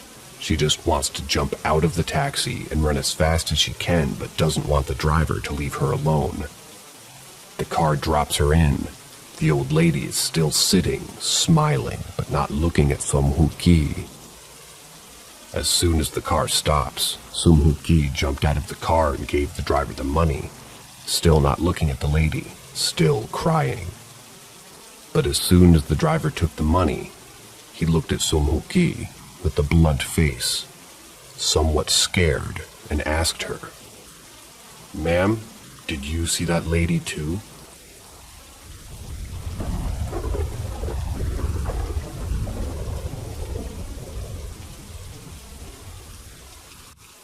From the Mouth of Babes. I was watching my grandchild that evening. It was a quiet evening. and after cooking and eating dinner that I had prepared for my grandchild, I retired to the living room to watch the news, leaving my grandchild playing in the hallway outside my bedroom door so I could keep an eye on her.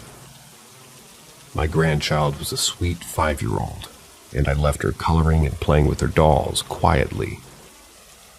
I sat in my living room chair, turned on the television, turning the sound down on low so I could hear my little ones if she called out for me for anything. After about an hour or so, I head down to her, in conversation with someone. There was no one else in the house besides myself and her who she could have a conversation with. I sat dumbfounded, thinking that it must be her playing with her dolls. I dismissed it, turned my attention to what was transpiring on the television screen. After a few minutes and the conversation with my grandchild still going on, I began to listen in on her conversation with what I thought was her dolls. However, to my amazement, the conversation was well beyond just playing with her dolls. She was asking questions, and it seemed like someone, although I could not hear them, was in turn responding back to her. My curiosity kept me glued to the seat as I listened for another minute or two, before deciding to go and see whom or what she was interacting with. Before I could get up and out of my seat, she stepped into the room with me, sat down beside me, and asked, "Sweetheart, who were you talking to? Were you playing with your dolls?" She turned and looked up at me and said, "No, Grandma, I was talking to your mama and daddy." I said, "Baby, you couldn't possibly be talking to Mother and Father. They've been dead for so many years now." My grandbaby looked at me very seriously and matter-of-factly and said, "Granny, they were asking me questions about you and how you were doing. Granny, they told me to tell you that they love and miss you." From that night on, there was never a mention from her about my deceased parents, and this never happened again, when it was just the two of us at the house. However, without a single doubt in my mind, I know that evening my parents were there checking in on me through my grandbaby. This incident still brings tears to my eyes when I think or talk about it.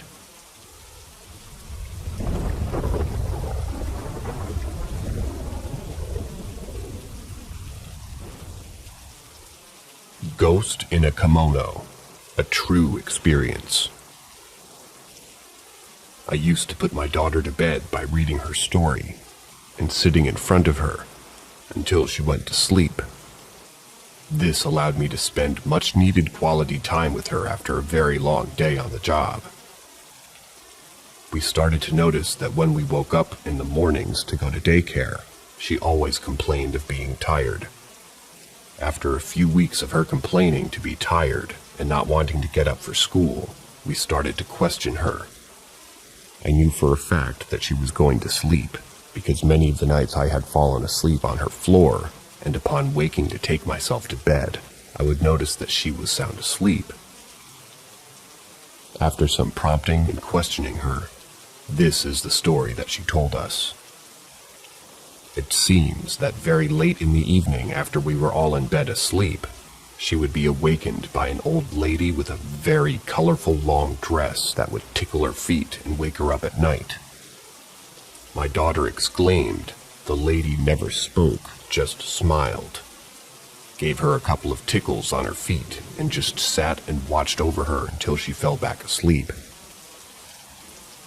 This occurrence happened for over a month, and although I made it to the point to spend the night in her room a couple of times just to confirm or debunk her claims, this apparition still came in the quiet of the night after I was asleep and continued the ritual, despite the fact my large butt was laying on the floor. I never heard my daughter stir and never caught a glimpse of the old lady.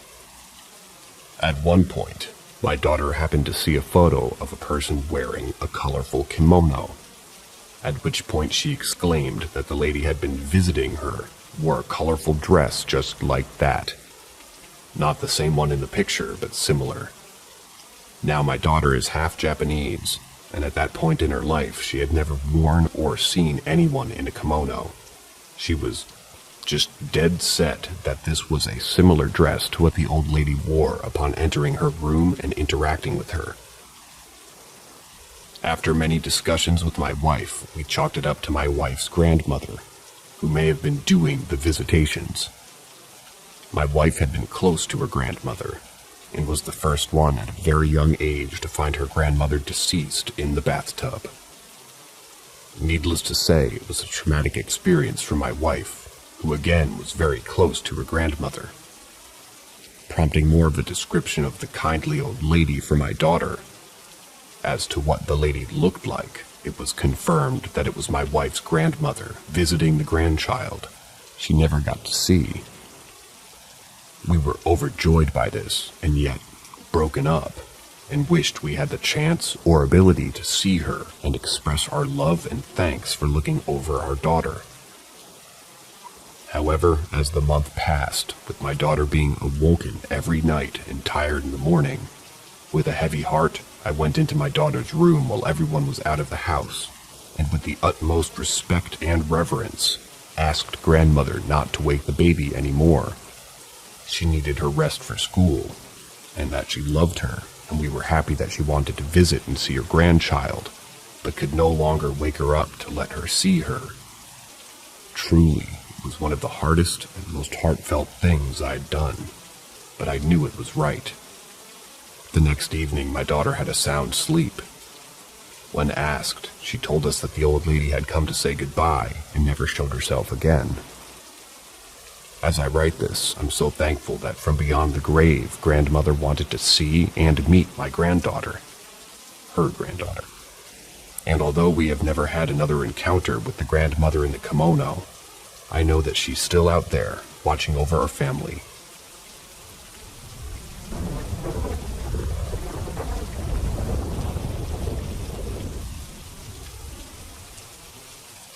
Devil in Disguise. This story comes down from my grandparents, who grew up in a small town in El Salvador. This is one among many encounters with the paranormal in their lives. Like many in El Salvador, my grandparents come from a town deeply religious and entrenched in the Catholic faith. Angels and demons are a real part of everybody's lives. My grandmother was 9 months pregnant with my uncle when her water finally broke. It was the middle of the night. Unfortunately for my grandparents, their house was on the other side of the town river, where lighting was poor and roads were made of dirt. To get to the town center to catch a ride to the hospital, my grandparents needed to walk across a narrow, poorly lit bridge and up a large hill. An uneasy trek even when you're not getting ready to give birth. As my grandparents reach the river, they can hear the flow of the water and the cool breeze. My grandfather tells my grandmother to stay strong and focused. This is no time to be caught off guard. As they're about to walk across the bridge, my grandmother hears a cry, a little girl, barefoot and sitting on a rock by the river. "Help me," she says. She can't be more than 5 years old. The little girl is looking right at my grandmother. "Help me, I have a splinter in my foot." My grandmother immediately feels a sense of motherly duty, and it came over her as the little child tends to her foot. My grandmother becomes very concerned for this little girl sitting on a rock in the middle of the night. She approaches the little girl, who's got tears streaming down her face. As she reaches closer, my grandfather leaps in between them. He takes out his machete, and with a swift movement, he makes the sign of a holy cross with her in front of the little girl. To my grandmother's amazement, the girl disappears immediately. My grandfather turns to her and says, "You know better than this. You know the evil disguises itself as innocent and inviting as it can." My grandmother begins to sob and thanks my grandfather as they continue their journey to the hospital.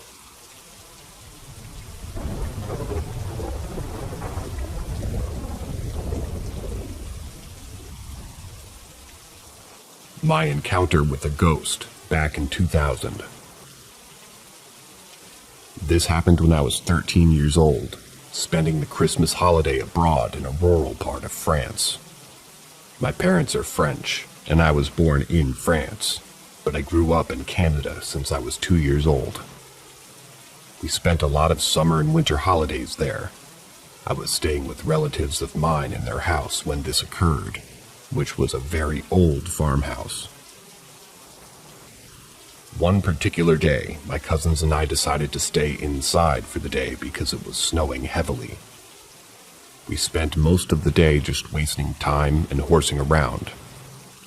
A little later in the afternoon, my older cousin and I went up into the attic together because she was looking for something, and I followed her because I was curious to see the attic. There was a lot of stuff up there that interested me, like old books and some antique items. Once she found what she needed, I asked her if it was okay if I stayed up there for a while to look around. She giggled and said something to the effect of, "Why? It's just a bunch of old shit up here, but yeah, if you want to."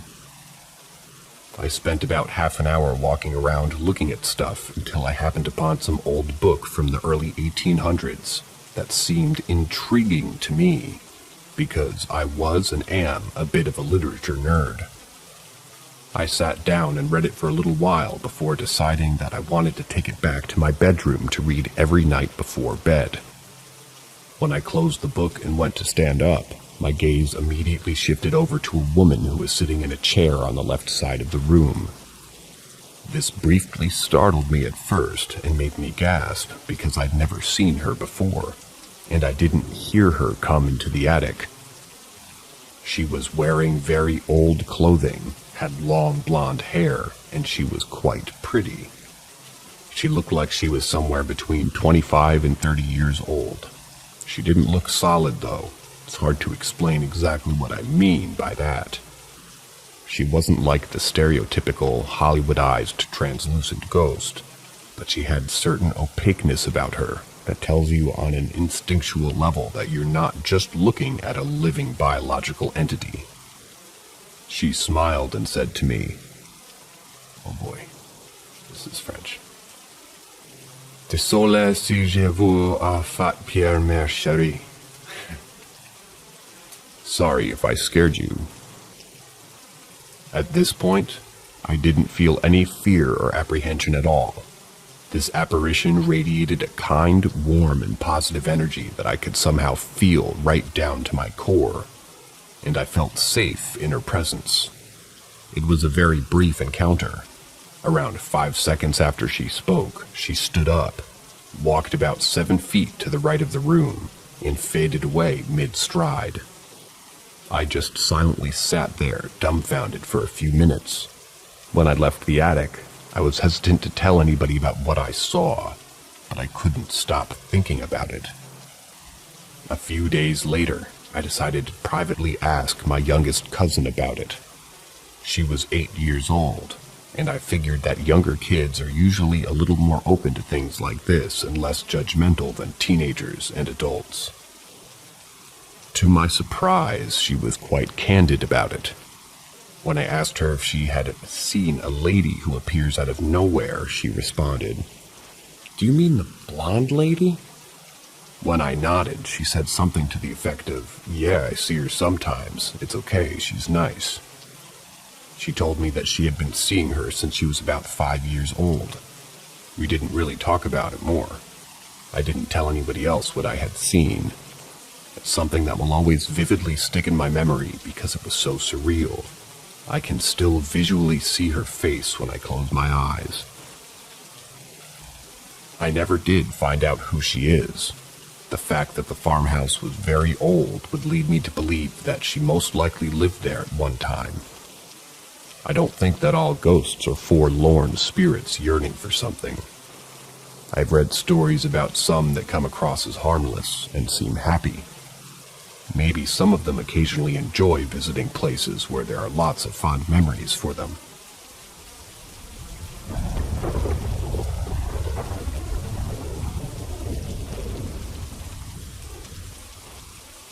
My paranoia is at an all-time high. My mom believes I'm a sensitive person in some way, whether that be empathic or a little bit more than that. I'm not so much a believer that I'm those, but I am a believer in paranormal occurrences. This week I've been having a lot of issues sleeping or staying asleep. I suffer from insomnia, especially when I have too much going on with my mental health. School full-time, work full-time, and focus on a big move is making me stressed nonetheless. When this happens, I typically can have a lucid dream, but lately I feel as though I'm losing control of my dreams with weird things happening in them and outside of them. From my sister getting swept away in a tornado, to ghostly figures escaping a satanic setting, to freakish lightning storms, all of which are normal when I'm under heavy amounts of stress. Last night, I had an experience that left me confused. I fell asleep around 1 a.m. I get up for work at around 8:30 a.m., so it's not terrible sleep, but isn't great. Throughout the night, I had been in and out of my sleep, or feeling like I'm not dipping into the needed REM. I fell into lucid slumber. The setting was my old preteen to adulthood home that had sat on a lonely hill. The nearest neighbor wasn't far, but it was a walk. The backside of the house had a full view of the valley below, and other mountains across this valley.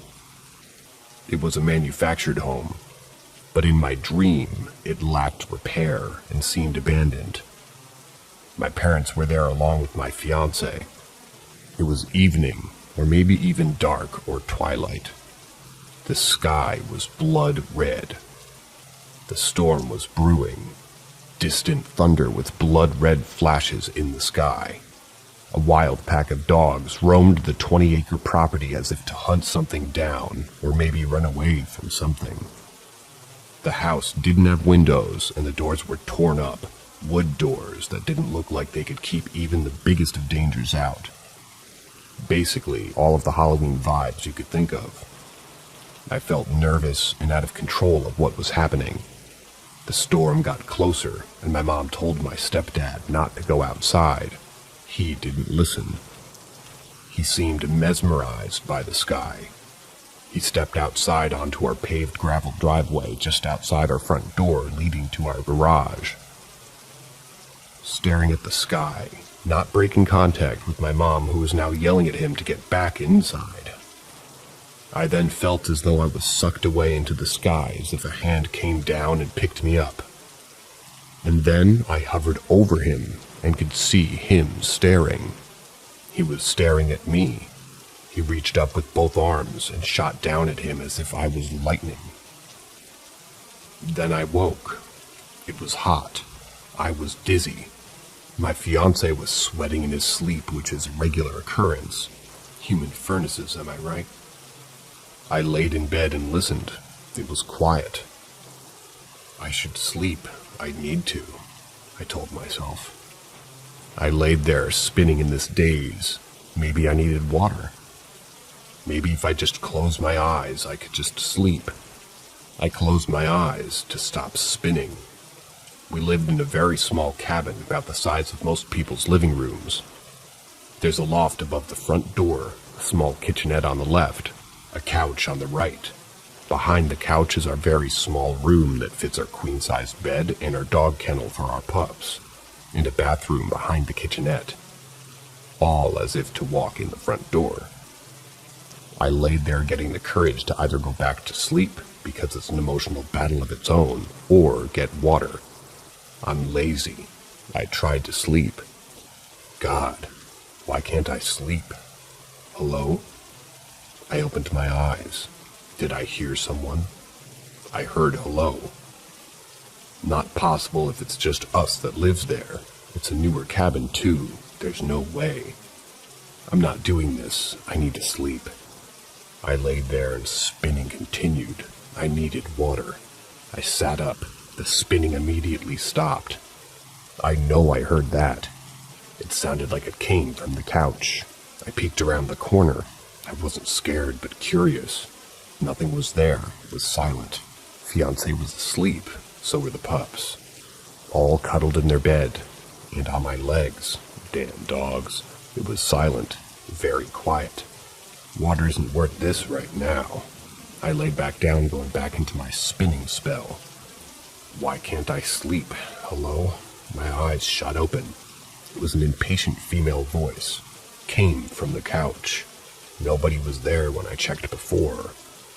And then, as suddenly as I woke, I fell back asleep, as if my body chose to sleep over the paranoia, the vertigo, and the stress this brought me.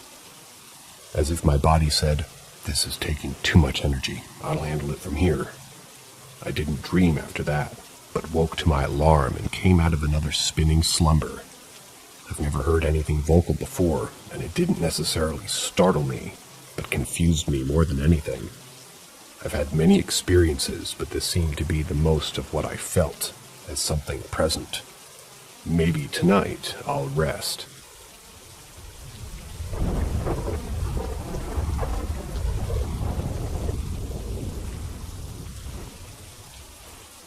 That's the end of today's stories. As usual, I heard your comments, and this particular reading was a response to a rather loud comment that I had read, insinuating that I sounded like a valley girl.